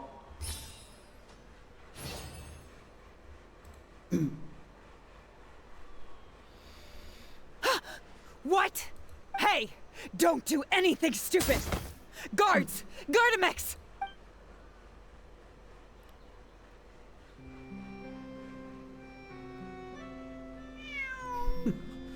Whew. That was Phew. close. So I was right after all. It's easier to deal with the person It's a causing the detonator. problem than the problem itself. Hey, it's a remote detonator. This is it. Looks like it's just a toy. Guess that's probably why she suddenly flipped and knocked out Bernard. He probably knew that there were no explosives at the society. Oh. Well, given that she never even showed her face to Bernard and Pierre, I had my doubts that she'd have gone to the society in person to plant explosives. Yeah, she was showing Thank you herself for a your help, coward. everyone. I'll take them back for thorough questioning and find someone better to take over the Humane Society. I might need a few statements from everybody. Would you be able to come with me? If statements are all you need, Can Linny provide them on my behalf? I still need to go back and explain some things to the crew. I also had an appointment with the Traveler before we got interrupted. What did she again? I forgot it.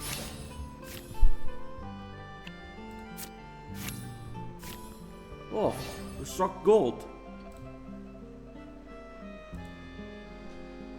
Ah, so you do remember. Yes, I invited you to come over to our place.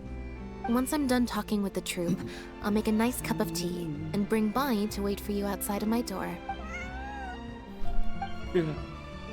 So this is nobody's cat. Idiots.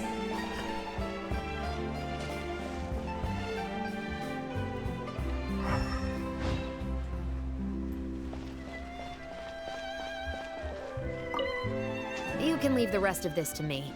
The other guards will be joining me shortly. Don't worry, they won't have another chance to escape. Yeah, The materials have many other regular uses outside cat. of being used to make imitation synth, so they're not immediately subject to being confiscated, or the harbor would usually just seize them for some time Yes, while the cat. customs paperwork is filled out and approved.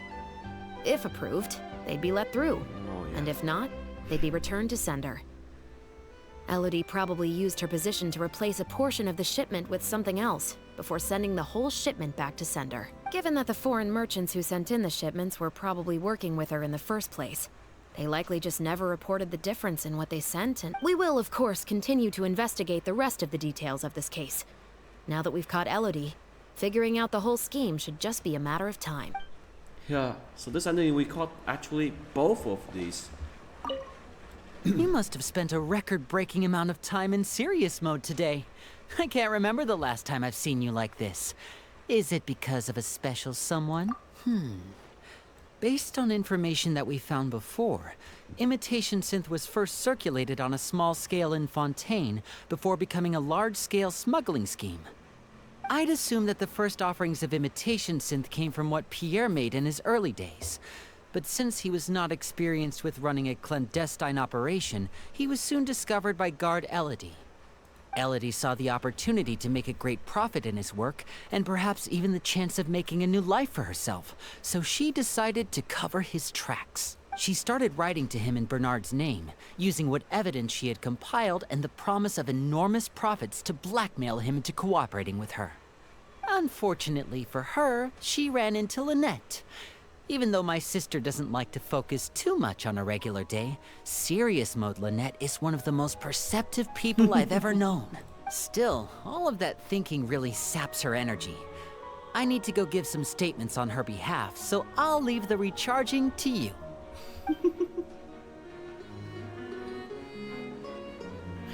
Recharging. Alright, so let's go back into Lynette's place.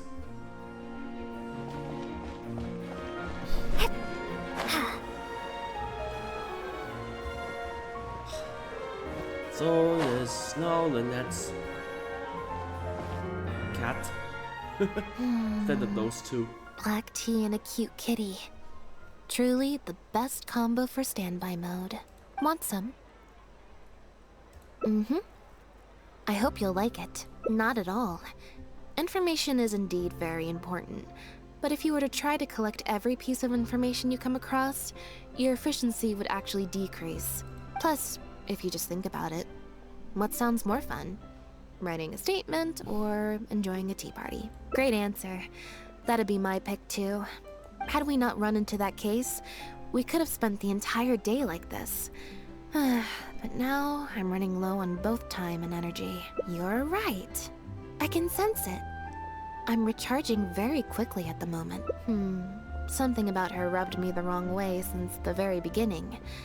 But to be more precise, it was probably around the time when I saw Bonnie try to get away from her.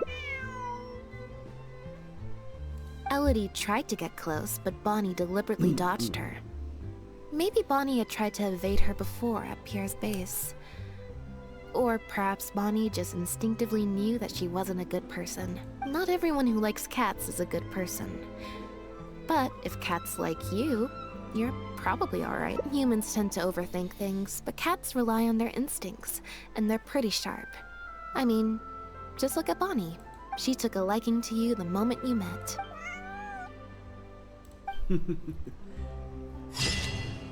Yep, that's 2. And another long one. Sweeter than syrup. Sweeter than syrup. Whatever. I ate some banana after this. Alright, so let's go back to a decision.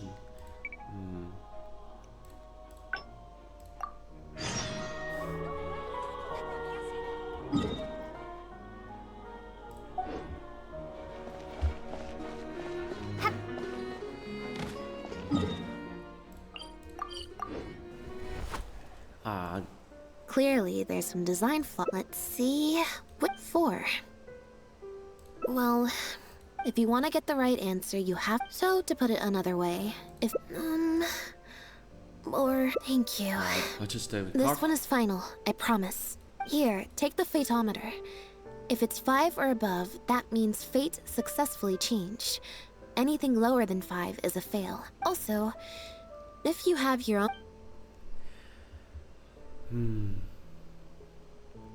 drinks reception. Or okay, this time we'll not use the fatometer. back to the drinks reception. Nope, I said it was your decision. I'm not gonna waste any more. Besides, the drinks reception is technically part of the job as an official publicity event. So, if I bail on it, I might get sued for breach of contract, and that would be a huge pain in the butt. Oh, one other thing. Do you want to come with me? If you're free, I mean. Thanks.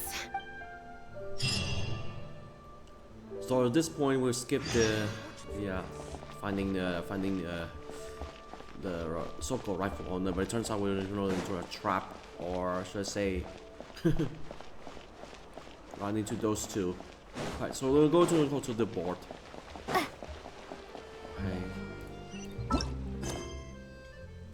The mask. What about that later on? Please don't be a very sad ending.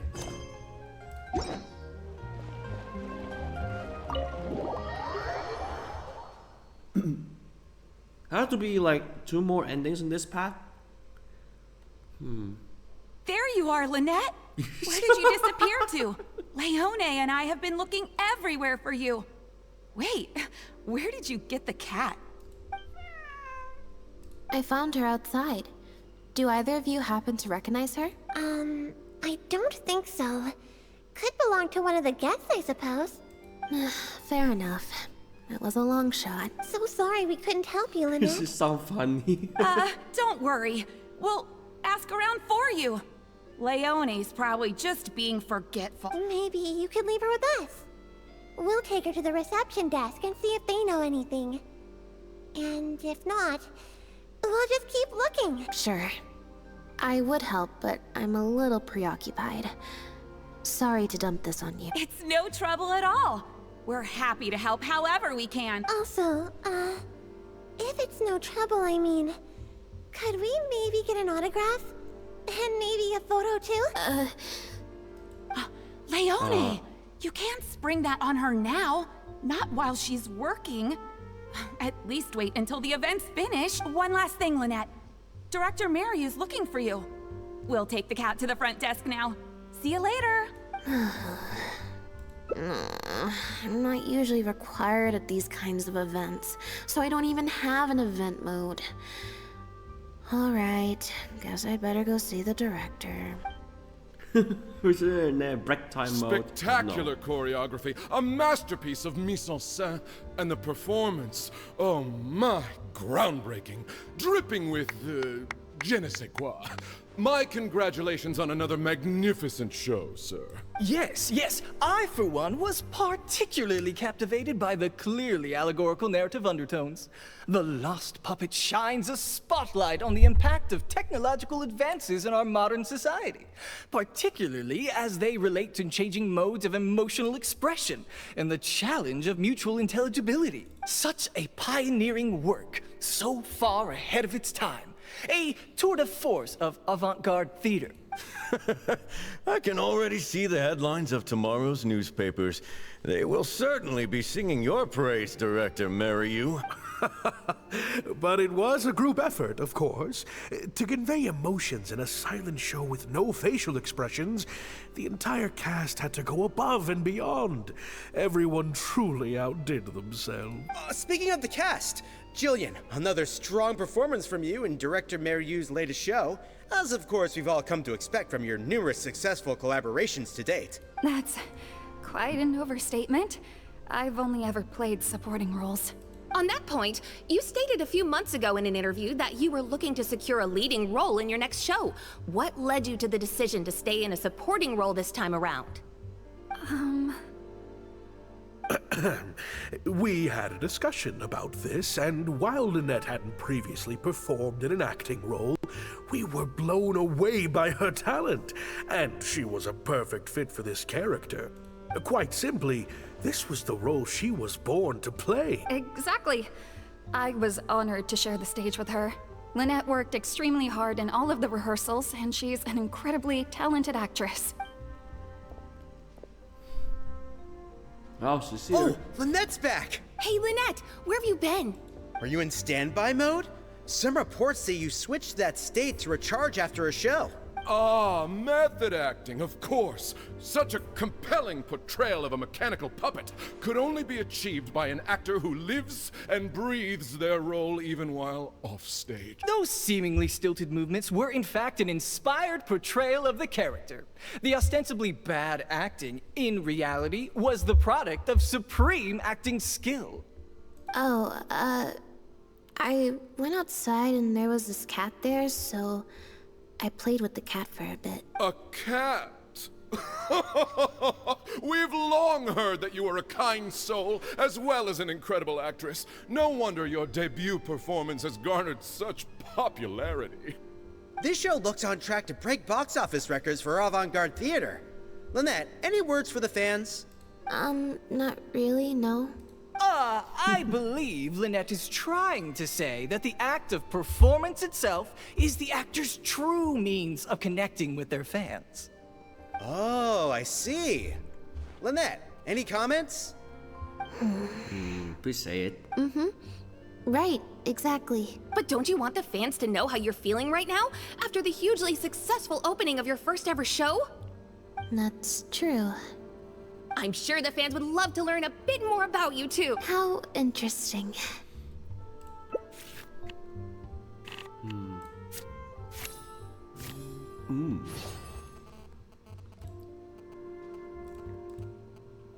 Oh, really? I'm so sorry. How rude of me. Huh? Wait, you're the traveler who's been in the news! Did you come to see the show? Wow! Are you a fan of Lynette too? Do you have any comments on her first performance? Yeah, we just not long.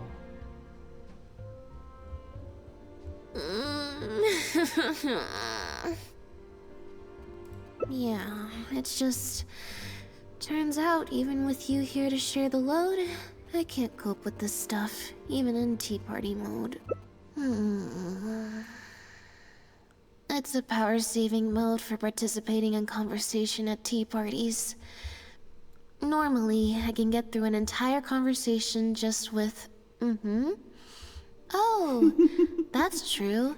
And how interesting. But at a tea party, I'm not normally subjected to a constant stream of questions. The energy consumption of that interview just now was 3 times as much as the average tea party. I think I'd rather pray that I never have to do it again. Lynette, Director Mariyu would like you to join the group photo to commemorate the successful opening of the show. A group photo? Oh, Lynette, you're It's just the members of the troupe, along with Maloney and Corentin. Everyone's waiting for you. Alright then. See you in a minute. 3, 2, 1, smile. My thanks to each and every one of you here for your help in making The Lost Puppet a success. The group photo is already being printed as I speak. You can collect your copy from the first floor after the drinks reception concludes. May it serve as a reminder of this fabulous performance every time you see it. Maryu! Get over here. Let's have another drink. There's a few things I need you to glance over for me. I thought the group photo was the final hurdle. Oh, well, poor at least Lynette. there's no more people hounding me with questions. I just need to find somewhere to Tiring. switch to standby mode, and the time will fly by. I didn't. I hope. You hope she never crashed. Imagine if people like her crashed, like a computer. It crashed. Just like the time when I played Rocket League, that real moment tried to well, watch the entire freaking overtime. I just fucking crashed. Are you kidding me? I just crashed at that time. Crispy. Forget about me. Alright, let's go upstairs. Oh. Huh. I didn't expect. Oh.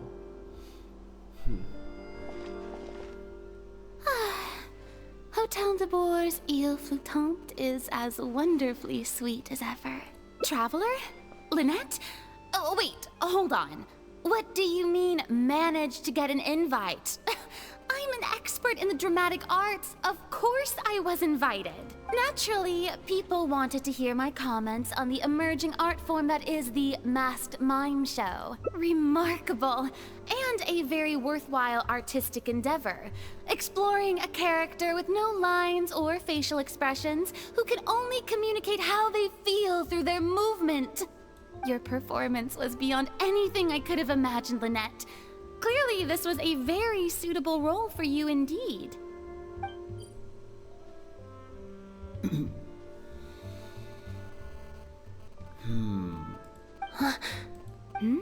Is something wrong? No. Oh, basically, I think I'd give it a positive review overall, just not as gushing as the crowd downstairs. So, you thought they were pretty over the top too? In fairness, it's normal to bring along some vocal supporters for publicity when a new show opens, but still, this was something else. Then again, I'm no specialist in avant-garde theater. Maybe I'm just not well acquainted with their review criteria. Or maybe it's because I came to the show with some preconceived expectations. I did happen to see the original draft of Maryu's script a while back. What original draft? Oh? He didn't show it to you? It must have been a few months ago. He came to me to get some advice from an experienced performer's perspective, and then asked if I could write a few reviews of his new play. I had a lot on my plate at the time, so I had to turn him down. I only skimmed a few sections, but they seemed quite different from the final version. I can't say I remember the plot, but I don't know. The protagonist just seemed more complex, I guess, especially in the last two scenes. Still a mechanical puppet on the outside, of course, but she seemed to have more emotional depth on the inside. Emotional depth? Oh, I'm just thinking aloud here. Don't take it to heart. Besides, a script and a play are two very different beasts. There are so many fine details to consider when turning a story into a stage production. More than most people could imagine. Especially with a novel art form like a masked mime show. I'm sure Maryu had his reasons for the changes he made. Change of topic. I see you've escaped the crowds to seek refuge on the second floor. Fame can be overwhelming at first, can't it? Perhaps you'd benefit from hearing about the experiences of a veteran celebrity such as myself. No thanks, I'm good. Pretty sure this will be my first and last time in this situation. Hey, at least let me finish. I have top tips on dealing with belligerent reporters, slipping away to hunt down snacks during the intermission. Tell me everything. First, take a seat, mon ami. We We must partake of Hotel de Boer's fine desserts as we talk, lest they go to waste. Yep. Relax. That was very educational. Education. I expect most of the people downstairs have left by now. Time to grab my copy of the group photo and get home.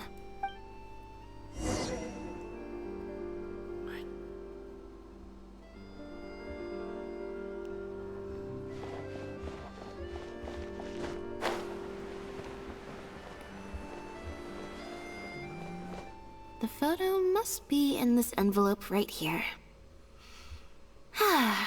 It's finally over. Thank you for sticking around for so long. If it wasn't for you, I don't know how I would have standby moded my way through the last few hours. It's fine. It's just... It was such a minor thing. While I was on stage, there was a moment when I felt like someone was looking at me. It was only for an instant, and I didn't even see who it was. But somehow, I knew it was a look of contempt. I got a vague sense of it again during the reception. Like someone was giving me an evil stare. But I couldn't figure out who it was.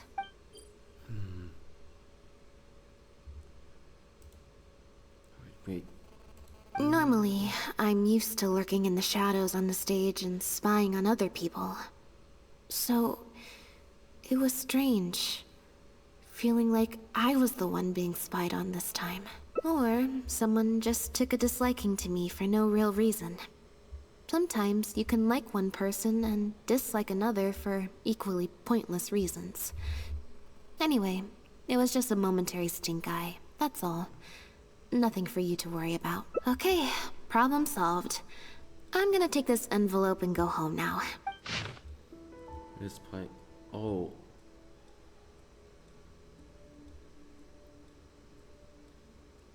That's not good.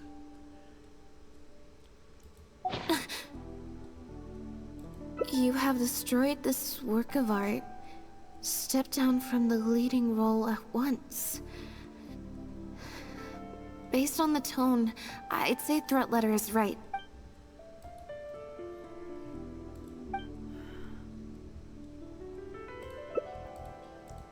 Gotta investigate this.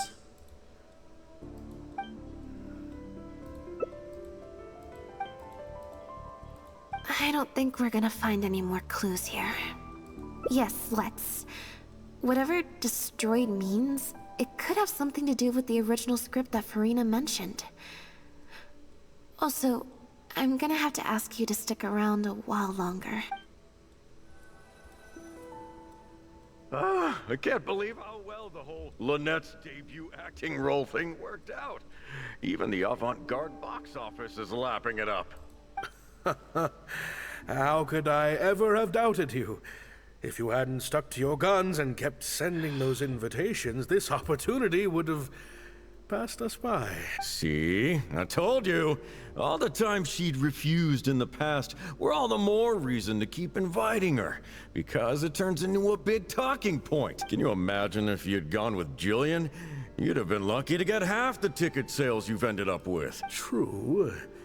Well, Jillian still needs to get a few more productions under her belt.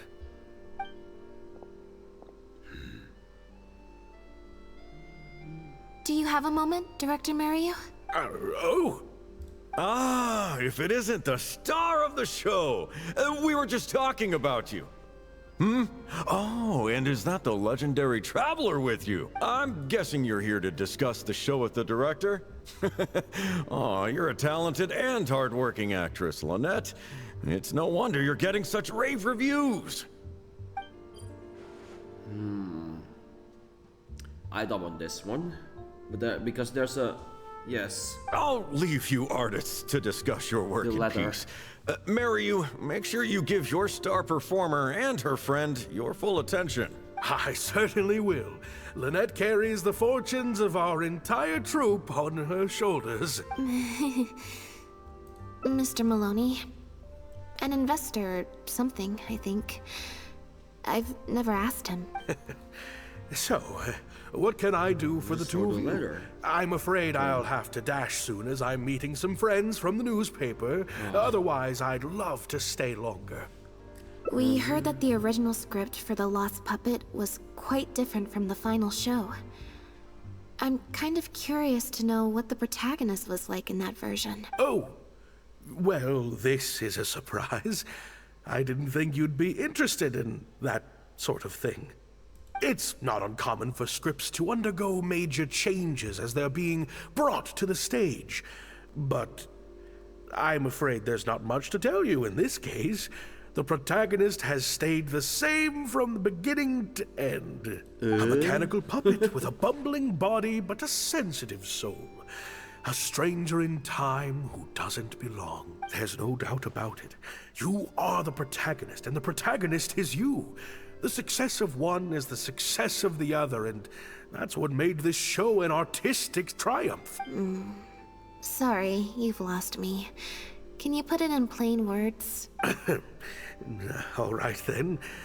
Delving deep in the search of core truths is the job of an artist, after all. You shouldn't give your attention to early drafts of the script, Lynette.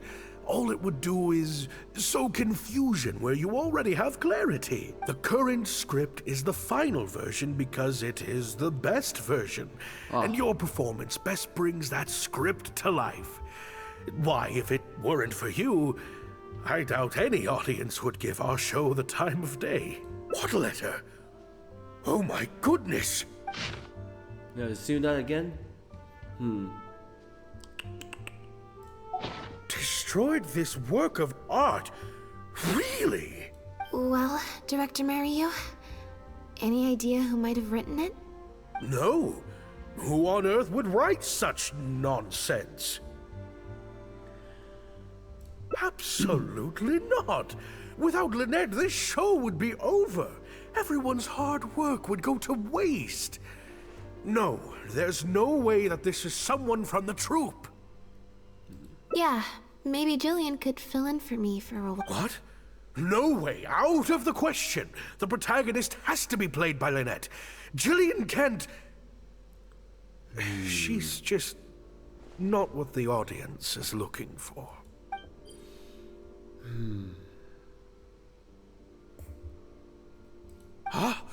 I've got it. It's a competitor. Yes, this letter must be from a competitor of ours who's trying to get under Lynette's skin. You can't lie low. That's just what they want you to do. The moment you step back from performing, they'll put their rumor mill into overdrive and drag us through the mud. They're just waiting for their chance to kick us while we're down. A competitor? Really? Definitely. Those lowlifes. Slander and libel are all their specialties. They drown out the truth with a flood of misinformation, and they stop at nothing once they get riled up. There's so many of them out there. I've seen this. Fame always seems to attract haters, no matter what you do to try and keep everyone happy. But don't worry, I will get to the bottom of this. Stay strong, Lynette, and keep up the good work on stage. I have to go and meet my friends from the newspapers now, but rest assured, I'll be discussing countermeasures with them. So, a competitor, huh?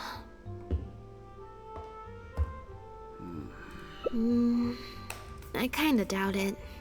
We've dealt with those types before. Usually their goal is to steal our venue for their own show, or to cover up a scandal by planting a story to divert public attention. But at the moment, I don't think anyone's got a reason to do any of that stuff. Let alone pull a stunt like this. A threat letter is quite extreme. Yeah. Besides, when I felt that evil stare, I'm pretty sure it was coming from somewhere backstage. So that rules out a lot of people. I'm actually more concerned about Mariyu. When I mentioned Jillian, his reaction was pretty unusual. Especially since Maloney mentioned that the initial plan was to cast Jillian as the lead. Sounds like there was an original protagonist as well as an original script. I should probably go talk to her. Yep. She told me she lives in the Fleuve Sandra. Okay, that means it's not far from here.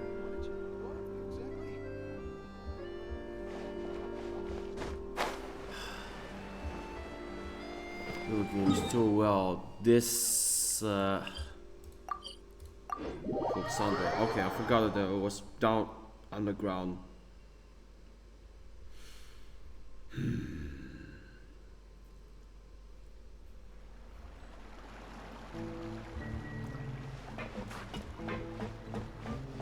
It's getting ridiculous when I found out about the letter.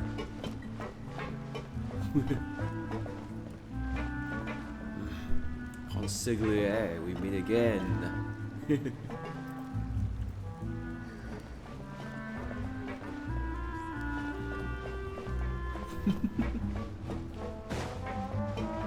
Oh, who was that? Oh! Lynette? What are you doing? You're not welcome here. I've been to the Fleuve Sandra plenty of times before. This is the first I'm hearing about me not being welcome. Things are different around here. You might be used to a crowd of bootlicking morons fawning over you wherever you go, but not down here. We know what you are. Bootlicking morons? I don't know. I've never met this kid before. Gina, stop that! Go home now! Jillian! No buts. How many times do I have to tell you? That had nothing to do with Lynette. If you don't leave right now, I swear I'll never invite you to one of my shows ever again! Jillian! Just because Lady Farina speaks highly of you, it doesn't mean you're all that! I'm so sorry. Gina's always been a strong-willed child. That's why I never let her visit me at work. It's okay. I have younger siblings too, so I get it. She's in her rebellious phase, huh? If you let angsty kids get you riled up, they'll drain all your energy. So don't worry, I won't let it get to me. Well, the situation's a little different in this case, but still, thank you. So, what brings you to the Fleuve Sandra? We heard about it from Maloney. He said you were originally supposed to play the lead. Maloney, huh? Of course he couldn't keep his mouth shut. I'm sorry. I never mentioned it because Director Mariyu was very clear that I mustn't let any of it affect you. What's this? I don't know, who would do something like this? Don't be scared, Jillian. Just tell us what you know. Sorry, you're gonna handle. I'll try. It's true. I was originally cast as the lead in The Lost Puppet. I've worked with director Mariyu many times before, but only in minor roles. The audiences and critics never had much to say about me. Nothing terrible, but nothing amazing either. A few months ago, Mariyu started working on a new show, so I plucked up the courage to ask him if I could take the leading role. He was hesitant, but he agreed to let me try for the part. We did a few rehearsals, everything seemed to be going okay, but then... There's been a change of plan, Jillian. The leading role will now be played by Lynette. Lynette? But she always turns these things down, doesn't she?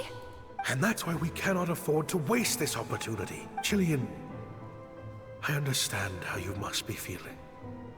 But Maloney and myself have to do what's best for the production as a whole. Next time, the lead will be yours. I promise. I was incredibly disappointed at first, but I also know full well that I don't have Lynette's star power. Without Lynette, how could we ever convince people to pay money to go and see a masked mime show? And if the show was a flop with me in the leading role, how would I answer to the director and the rest of the cast? Then, I got to meet you on stage and found that you're really down to earth, in a way that not many celebrities are. You were kind to everyone, and your performance wasn't bad.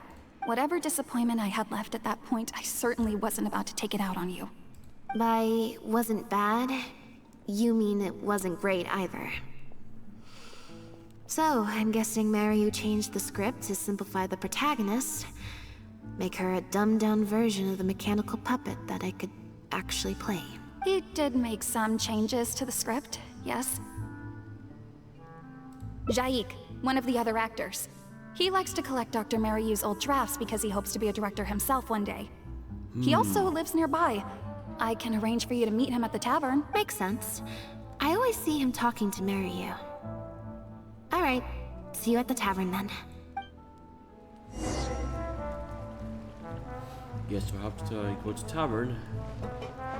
Chance to speak with this Chuck guy.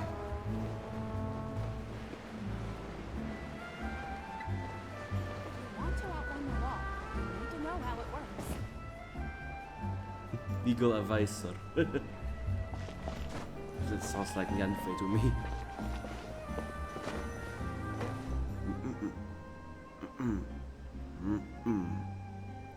Sorry to keep you waiting. Jillian brought me up to speed on the situation. I'm here to help however I can. Here, this is the script you're after. That's always the way with pen and paper drafts. Even the final script is full of last-minute changes by the director. There should be a cleaner copy of the original script in here somewhere. Sorry, it's all a bit mixed up. I just grabbed the whole stack of paper since I was in a rush. No problem. Now activating search mode.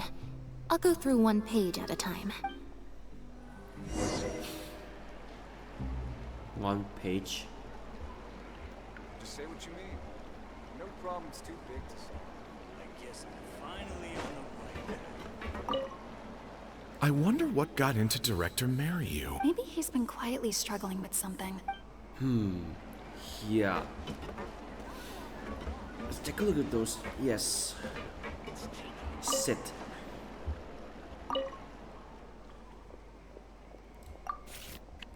Alright, so let's use the draw a card thing. Oh, that's bad. Check fail.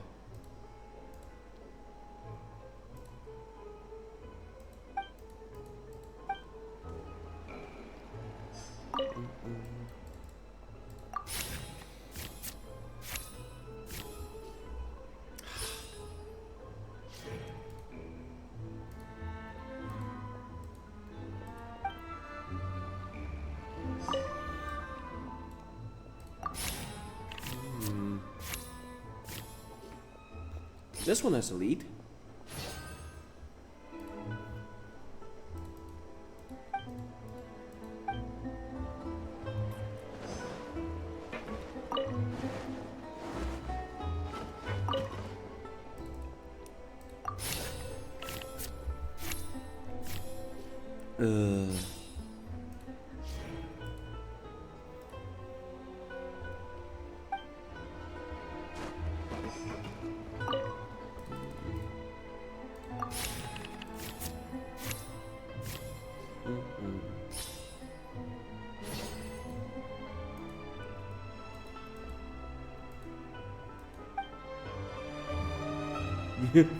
The protagonist returns to the ruins where she began and performs a dance in honor of her deceased companions.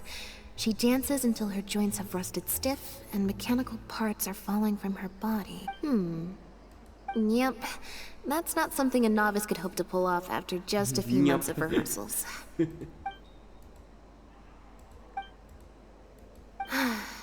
Frankly, I think that the original script is much better. And the original lead is the best fit. Jillian, shall I go tell Mariu to put you back in the leading role? What? Are you serious? But the next show is at the Opera Epiclese. It's such a huge opportunity. Oh. But not such a rare one for me, though, right? That's different. This isn't you as part of a magic duo. It's a chance to star as the main character in a show. You'll reach whole new heights of fame. Fame in small doses has its perks, but too much and I'll get overloaded. But if you play the lead, the fame will be yours, and I get to be free.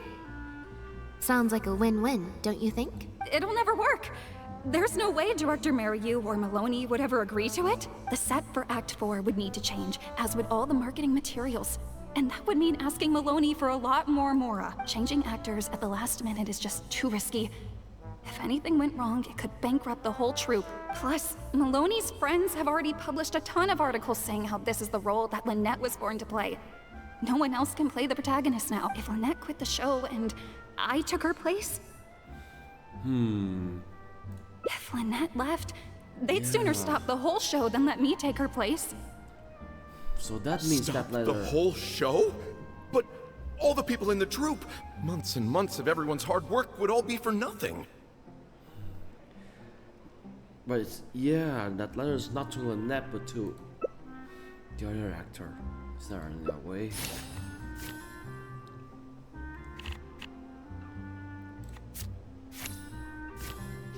There is.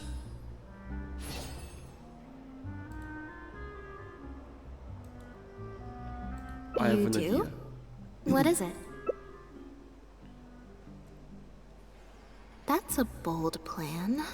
You know, it's a little crazy, but it might actually work. No way!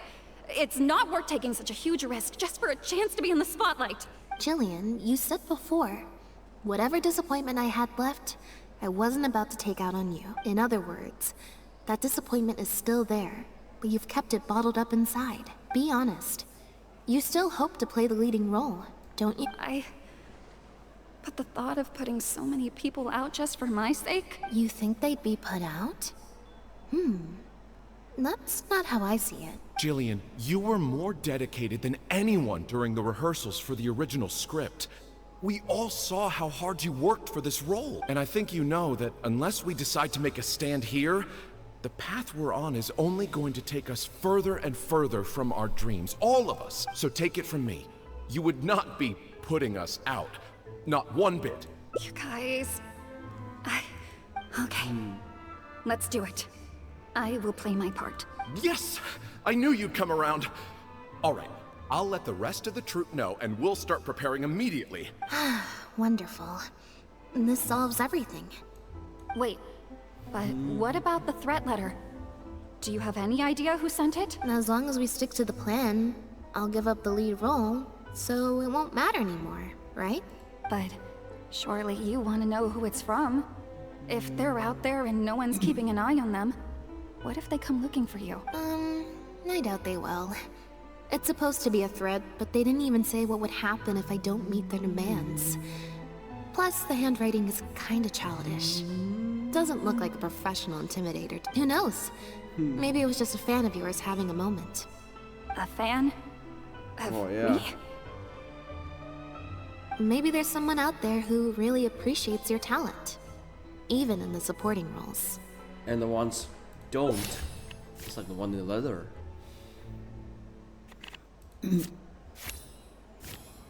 Oh yeah. Of course.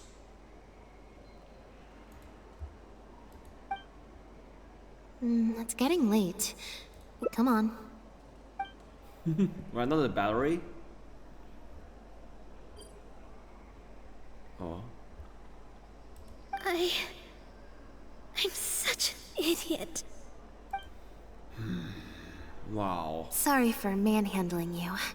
You looked like you were seconds away from figuring out who sent the letter, so I had to act fast. So that is Jillian's sister. So who's it again? So that's the person who sent the letter. Nothing gets past you. Hey, Lynette.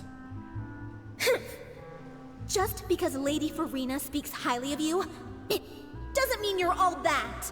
I'm so sorry. Gina's always been a strong-willed child. That's why I never let her visit me at work. Wow. I guess she must have snuck into the drinks reception and overheard our conversation with Farina. She idolizes Jillian, both as an older sister and an actress. And she watched as the dream role Jillian had been waiting to play for so long got snatched away from her by some amateur who's never acted before. To make matters worse, all the critics were hailing this amateur as a perfect fit for the role. And even Fontaine's former biggest star was praising her ability. Yeah, that pretty much sums it up. Like I said, getting angry at angsty teenagers is draining.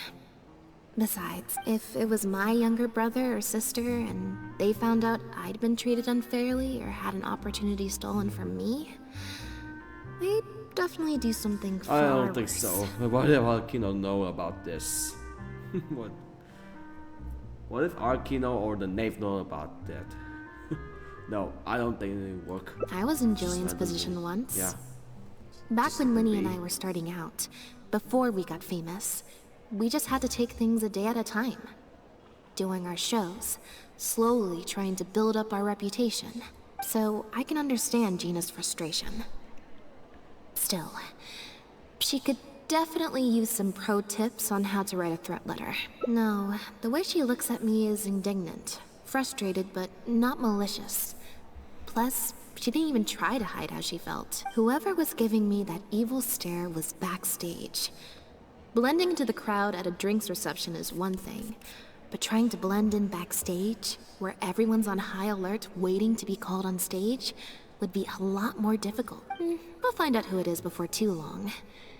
In 2 days' time, at the next show, I think it will become very clear. On that note, guess I'll see you at the Opera House. Bye for now. 2 days. Discuss with everyone. Furina appeared.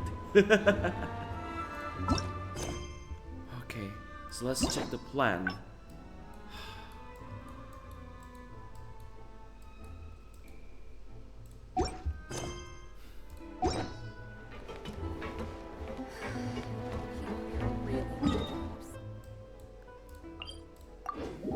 Right. Opera Epicles, 2 days later at the afternoon. What's the time? 16:18.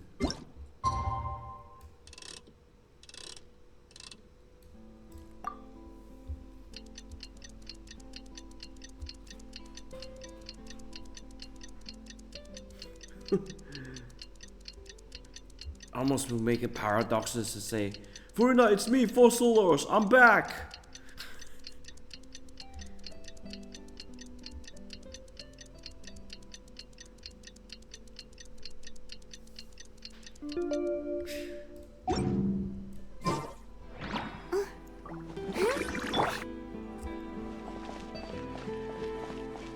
Oh.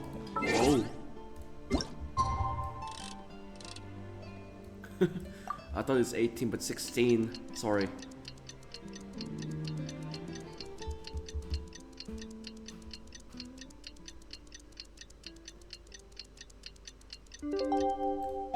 Right, here we go.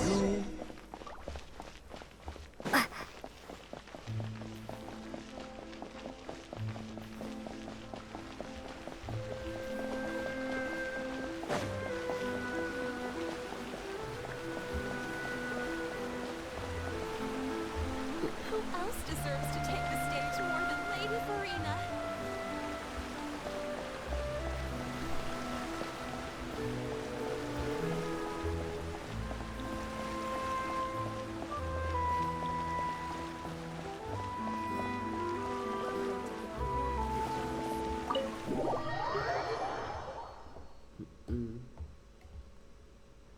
Okay.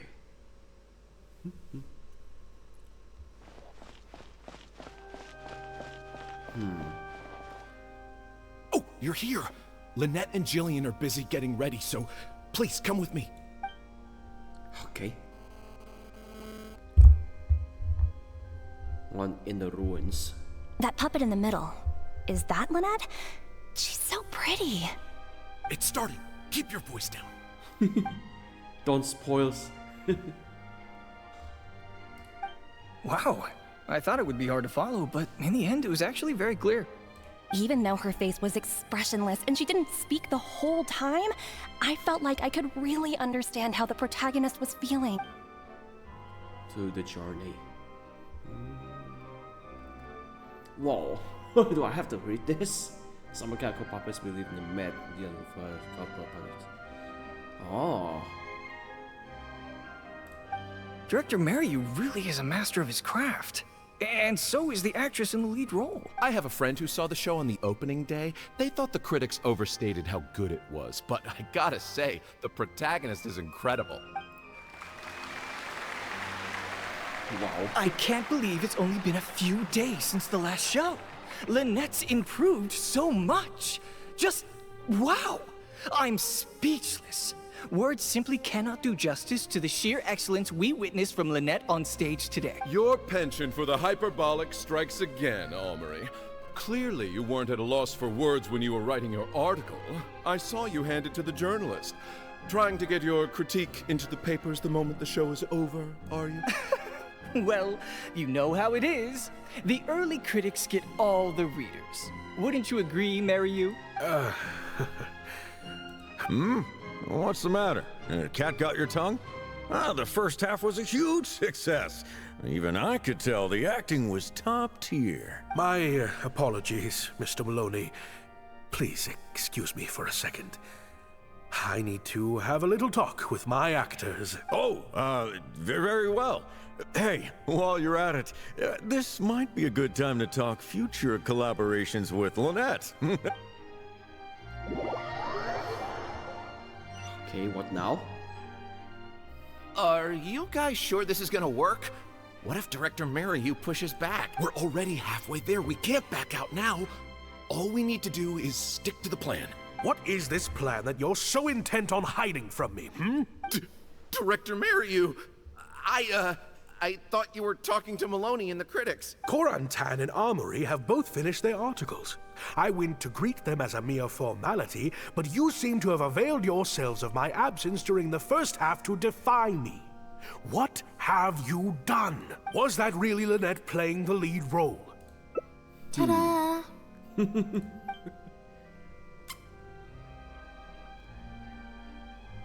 Director Maryu, I was the one playing the lead role just now.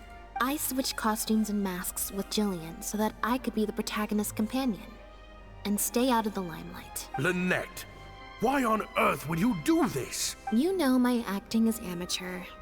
The only reason I'm being seen as a pro, let alone a pioneer, is because you have critics supporting the show. Aww. If they'd seen me in the leading role during the first half, they wouldn't be expecting anything more. But what happens now that they've seen Jillian in the role? If you force me to play the lead in the second half, they'll be wondering, why is the actress suddenly giving such an underwhelming performance right at the climax of the whole story? These are just some of the questions that will be on everyone's minds during the second half. And those questions will follow them out the doors of the theater after the show ends. There's only one way for you to save your reputation. And that's to keep Jillian as the lead all the way to the end. Absolutely not. I'd sooner announce that we're having technical difficulties and need to stop the show. So you If I actually keep using Jillian as the lead for the second half, what do you think will happen in the curtain call when she takes her mask off? Everyone will see that we've changed actors. What will your fans think? They're only here because of you. And what about all the critics who support you? If we get on the wrong side of them, it'll be the death of the whole show. Wow. Enjoying that for towing money, I mean, really? Tickets to refund, fines to pay for breach of contract. The whole troupe's hard work would go down the drain. Don't you see how much this would cost us? You can't just take a job on a whim, then abandon your responsibility the moment you don't feel like doing it anymore. You're playing games with other people's hopes and dreams. Director Maryu, please.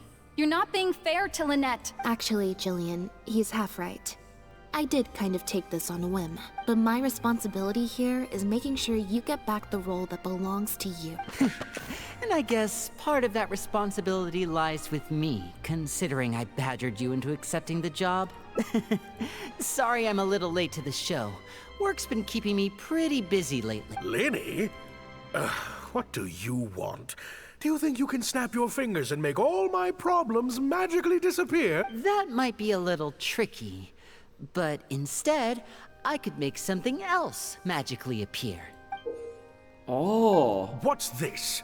A draft complaint letter, my contract, your legal fees, reimbursement for the ticket, and an advance on the penalty fee for breach of contract. Mr. Maryu, I'm stepping down from the leading role, regardless of whether you choose to cancel the rest of today's show. If you do suffer unforeseen financial losses from this, you're free to seek damages as per the contract. And if you want to file a lawsuit, there's a draft here that you can use if you need it. I can't believe this. You're literally handing me a lawsuit against you with a straight face. Of course. All this Mora, it's a pittance to you, isn't it? Must be nice to have the luxury of prior success and fame. Look at us. We're huge stars. One minute we want to go on stage. The next we feel like backing out of the contract. But that's okay. We're famous. We can afford it. You have no respect for other people's work. My God. You're So treating other someone people's was hopes and freaking- dreams like a big joke.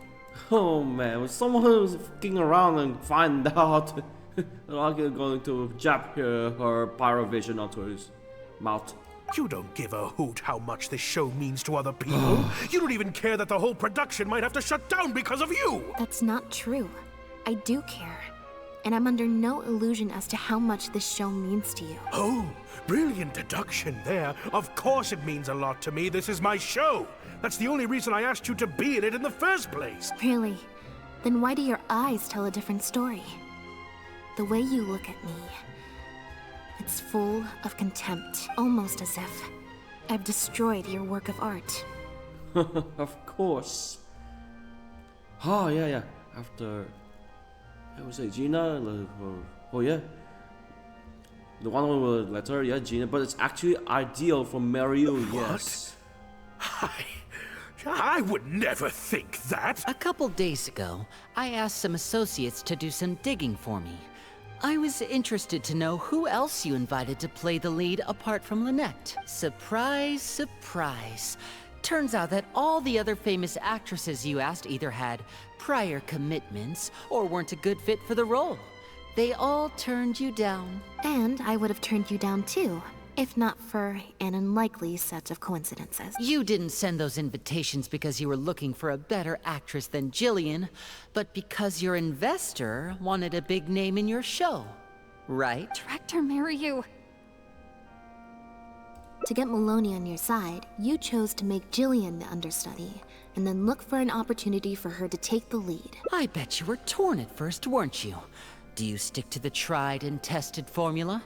Choose Lynette, use her celebrity to get the critics on your side so that you and your investors can line your pockets? Or do you choose Jillian, so that you and your longtime collaborator can stage the show of your dreams, the original, unedited version of The Lost Puppet? Oh. I didn't. I didn't betray myself. No, you just You fooled mentioned yourself. prior Oh, success and okay. fame earlier, but you're a well-known director yourself, with countless works to your name. Wouldn't that make you successful too? The director was completely blind. Or maybe, deep down, none of your current achievements really count as success to you. Right now, you have an opportunity to send Jillian onto that stage and perform the second half as you always imagined it, faithful to your original script. Your work would be displayed for all of Fontaine to see in its true, perfect form. Did you say perfect? Or will you act now before Maloney and the critics can protest and make your dream come true on the stage? And Jillian's dream. In fact, the dreams of the whole troupe. The whole troupe? Director Mariyu? Actually, Yeah, most of the have money only Lenny one brought good, came from us. choice. We all chipped in. We've worked with you for many years now. Your troupe has been here for you all the way from the empty theaters where we first performed to the opera house today. We watched as you slowly started down a path you used to despise. The path of powerful connections, drinks receptions, backdoor deals with critics, and collaborations based on fame instead of talent. But this is just a temporary measure. I did it for the good of the troupe. And besides, this is how the whole industry works. Everyone else is doing it. Yes, we know. Back when you started, you had to bite the bullet and do these things to keep the troupe afloat. But then what happened? You began to embrace these methods more and more, becoming so reliant on them that every show you put out is overhyped by the media, and every script you write is edited to suit some celebrity's needs. Surely you must have noticed what's happening. While we've been performing at bigger and bigger theaters with each show, the applause is getting quieter and quieter each night. And the criticism from people who've seen the show is growing. Maloney's friends are sycophants.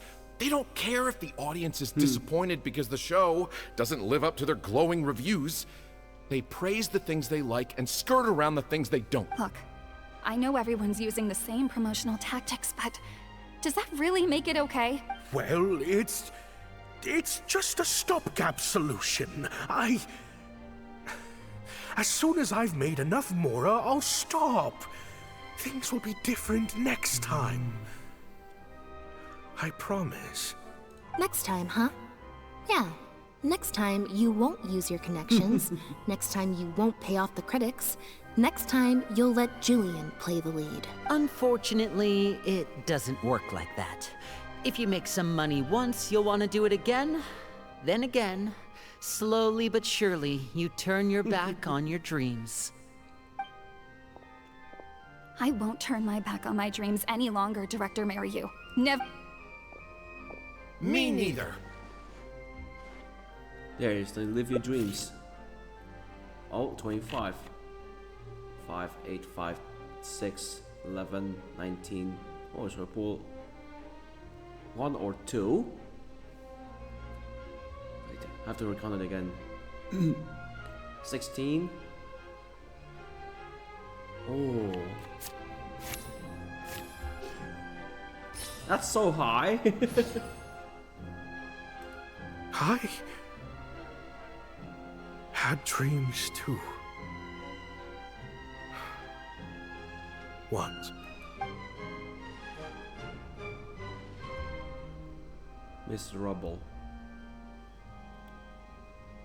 Have only one good have only one good choice of this. Just make sure you keep the show running. Show must go on. The plot here seems a little different from what the reviews said. The protagonist wanted to return to the stage, so the puppets replaced all her parts with the latest ones available, built her a grand opera house, and summoned a huge audience. And in the end, she forgot herself amidst the applause and cheers of her fellow puppets. Hey, no spoilers! Huh? Wait, hang on, that's not even what's happening. The set has changed back to the one from the first act. Oh, Archons. Please let this work out. No need to be so nervous, Director Maryu. We only told you Lynette would be quitting the show to get you to make a decision. We wanted you to believe that this show would have to end after today, no matter what you decided. But in truth, I believe that if we choose our words carefully, there's no reason we can't get Maloney to come around and keep the show going. You really thought this plan through. But I'm not upset about what you've done. What's worrying me now isn't how Maloney will react or whether the show will get cancelled. It's the audience. Yeah, that's what matters. I've always thought the original script is better, but will it move them like I've always hoped? When Jillian does her curtain call, will they applaud her? What if people only came to see the show for Lynette? And because of the reviews, what if they don't really care about the show at all? It feels like I've been hiding inside my safe little castle for too long. And now I'm scared to go outside the walls and hear what people really think. We're right here with you. We'll watch it to the end. Mr. Ruin's original script. Wow. Okay, this ending is much better. I love how they brought back the set from Act 1 and gave it a whole new meaning. What a fantastic twist. Time for the curtain call. It's the moment of truth. The applause continue after I take off the mask. I could always leave my mask on. No one would ever know.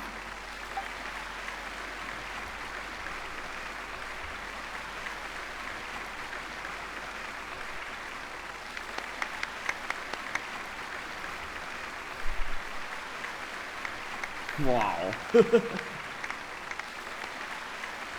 Everyone is applauding. Even Furina right there at the balcony. This is what fame looks like. When it's truly deserved.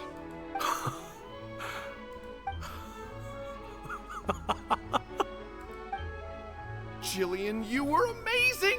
Syra was tearing up when you did your final solo dance. Well, so are you. Really? I was so nervous. My legs felt like they turned to jelly. What looked like an actor unsteady on her feet was in fact a poignant expression of the protagonist's frailty in her last moments. Or whatever. Oh no, I can't take it. Hey, Mario! What the heck was that? Why wasn't Lynette playing the lead? Our articles are already going to press. You better have a good explanation for this. It was my... Hey now, it was all of our... Hold on. The decision was mine, and mine alone. They had nothing to do with it.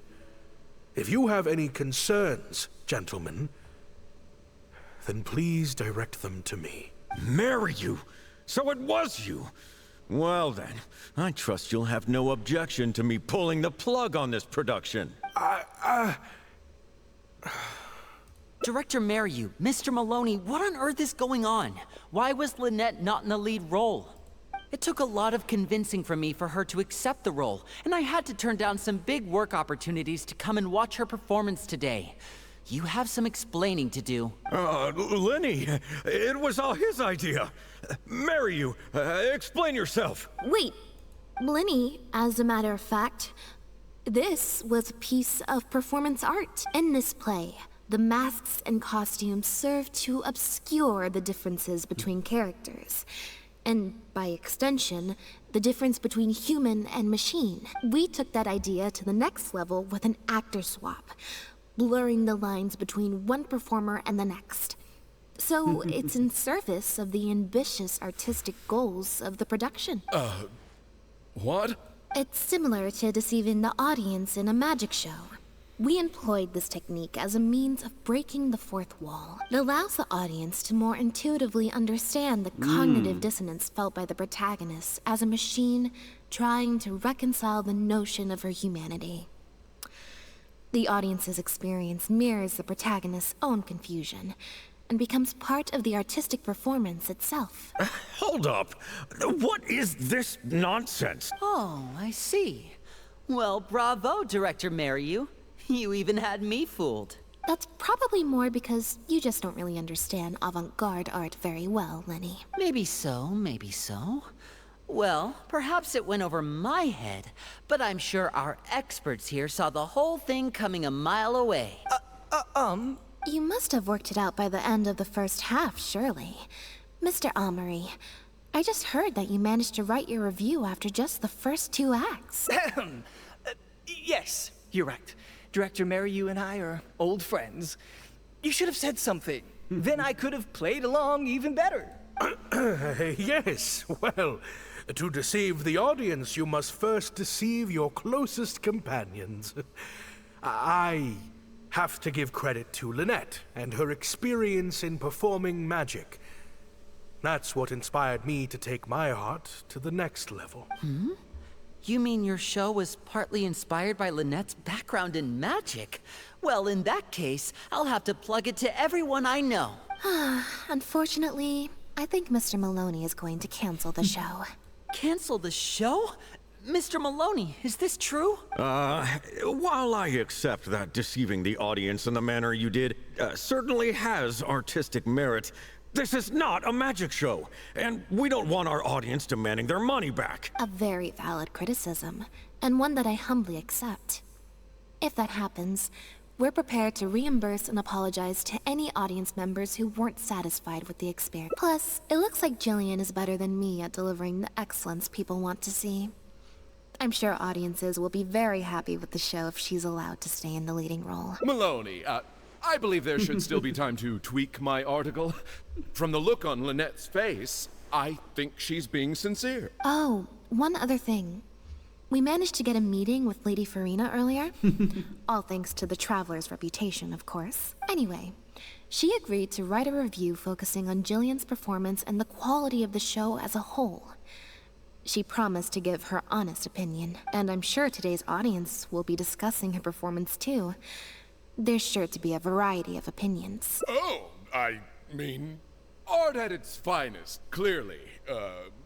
But I'll have to give it some thought before I decide exactly what to write. Oh, of course. Always good to put some thought into these things. Especially now, with a growing range of voices out there.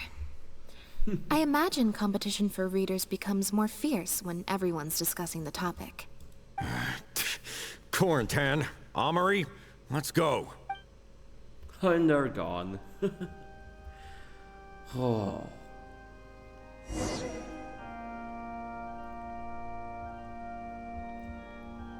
That was... Do you think this move needs jazzing up a little? Not jazzing up, per se. I was thinking more like break it down, you know?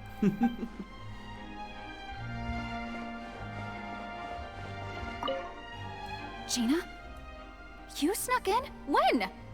I thought I told you no visiting me at work. I'm sorry, Jillian, but I had to come. I she realizes something in delivering that letter.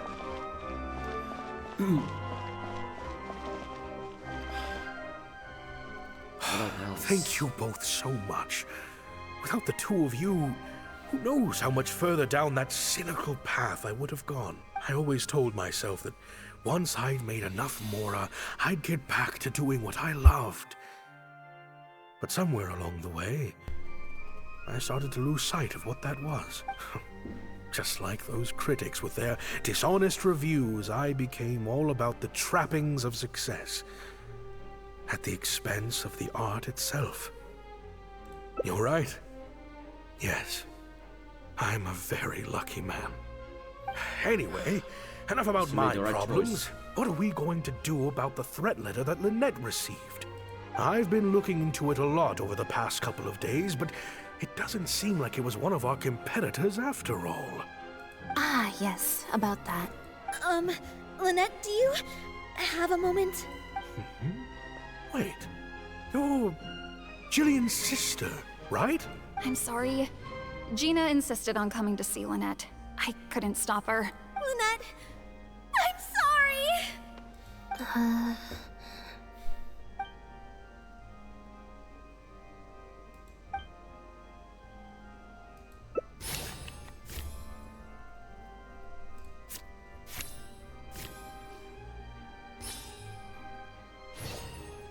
Okay, this is easy. Yeah, me neither. Wait. It was on nothing. But... Oh, do you mean when we ran into you at the Fleuve Sandra? And you said some mean things to me? As I recall, you were only trying to look out for your sister. It was just a few words spoken in anger. Don't worry.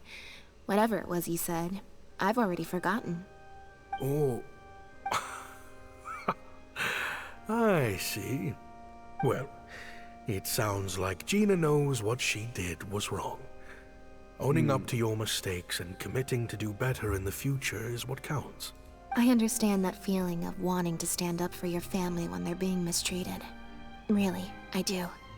But next time, maybe consider a different tactic? Something you can pull off more effectively, and without arousing suspicion. No, please, Got it. no. Thank you, Lynette. Or Why should do I say I feel like be... I'm missing something here?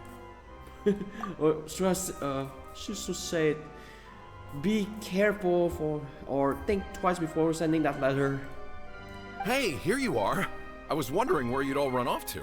Great! Everyone's in one place. That makes this so much easier. What do you think? It's group photo time! Oh, yeah. We have to commemorate the debut of the Lost Puppet Director's Edition. Okay, everyone, we all have pretty awkward smiles on our faces in the photo Should say from Hotel director's de Boer. cut. So Yeah. this time, no forced smiles allowed. Oh, am I really not allowed to force a smile? I'll try, I suppose.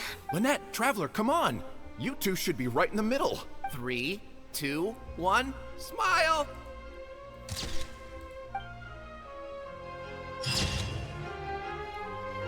A roaring success. Well, that's a really a nice ending. Yeah, it's not even a forced smile either because he's really satisfied with the work. Whoa, Jesus Christ! That was an hour, right? Oh, Almighty Buddha, please help me with this. I almost pulled a Layla. So, drink some coffee. Alright, unless this is for the okay. Fourth, then the last ending, where we just wrap it all, then yeah. That letter? I was the one who wrote it. What? Gina? Director, it's time for... Oh, okay. I think we came at a bad time. Lynette, Gina must have been worried sick about me. I'm sure even she wouldn't do something so stupid if she was in her right mind. I'm so sorry. I promise I'll make it up to you somehow. Jillian, no! This is completely my fault, and I'm the one who should have to bear the consequences. I got the wrong end of the stick and completely misjudged Lynette. Well, since I haven't actually suffered any losses, seeking redress could be difficult. Maybe we could just let this one slide? Really? Are you sure? After all, Gina wouldn't be the first person to ever misjudge me, right? True. Absolutely. True. In any case, I think we can all agree it was a misunderstanding and nothing more. No need to overcomplicate things. Also, like, Director Miller, you're really blind for trying to misjudge on each other if it wasn't for the critics or the audience. But still... Yeah. I was wrong to write that letter. I should own up to my actions. Make it up to you in Again, some way. next time, think twice before sending that letter, assistant. If that's what you really want, then how about helping out backstage? Huh? Backstage? The crew could always use an extra hand. Plus, it'll give your older sister a chance to keep an eye on you and stop you getting into any more trouble. Thank you, Lynette. Really, thank you so much.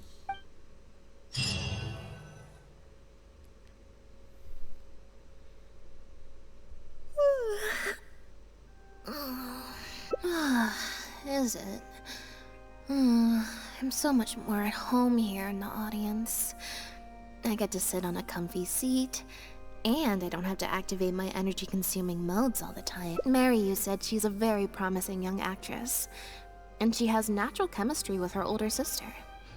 In their capable hands, the show doesn't need me to attract an audience anymore. Phew. Freedom at last. Freedom at last for liberty. Fame is more trouble than it's worth. I'd rather leave that side of things to my brother and the others. I'm happiest when I get to sit in a quiet place, watch them do their thing, and cheer them on. Yep, exactly like I'm doing now. I see in the audience. Break. Well, that's... Always. That's from the upstairs. Apologies for that. And we have the last ending here. Let's see what happens next. Alright, let's go back to that place.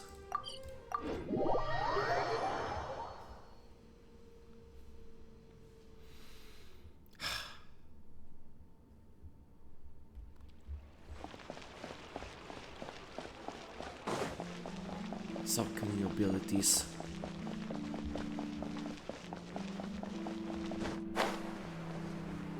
Alright, so this is how it turns out. I'm gonna...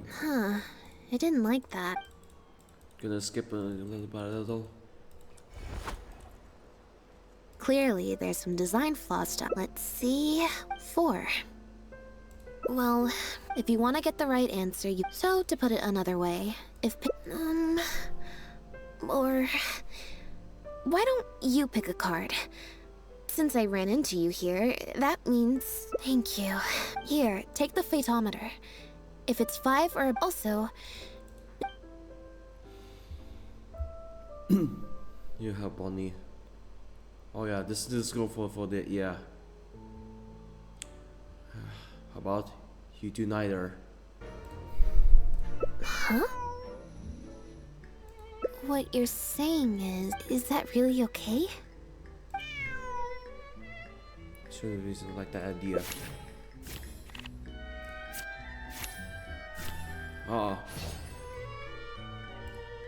You make a good point. Let's just stick around here for a while. Okay, well, assuming Bonnie hasn't strayed too far from where she went missing, there's a chance we might bump into her owner in either the Steambird offices or the restaurant. So, stick around here in standby mode? So we find some cat food? That suits me.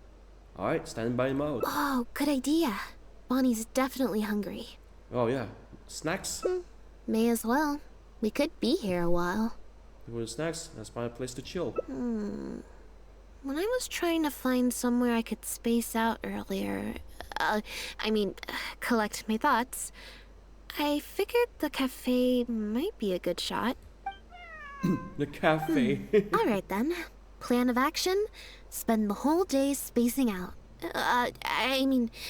In standby mode. That's that. Fifth ending. Doing nothing is the happiest thing. Standby mode. That's that. Let's see.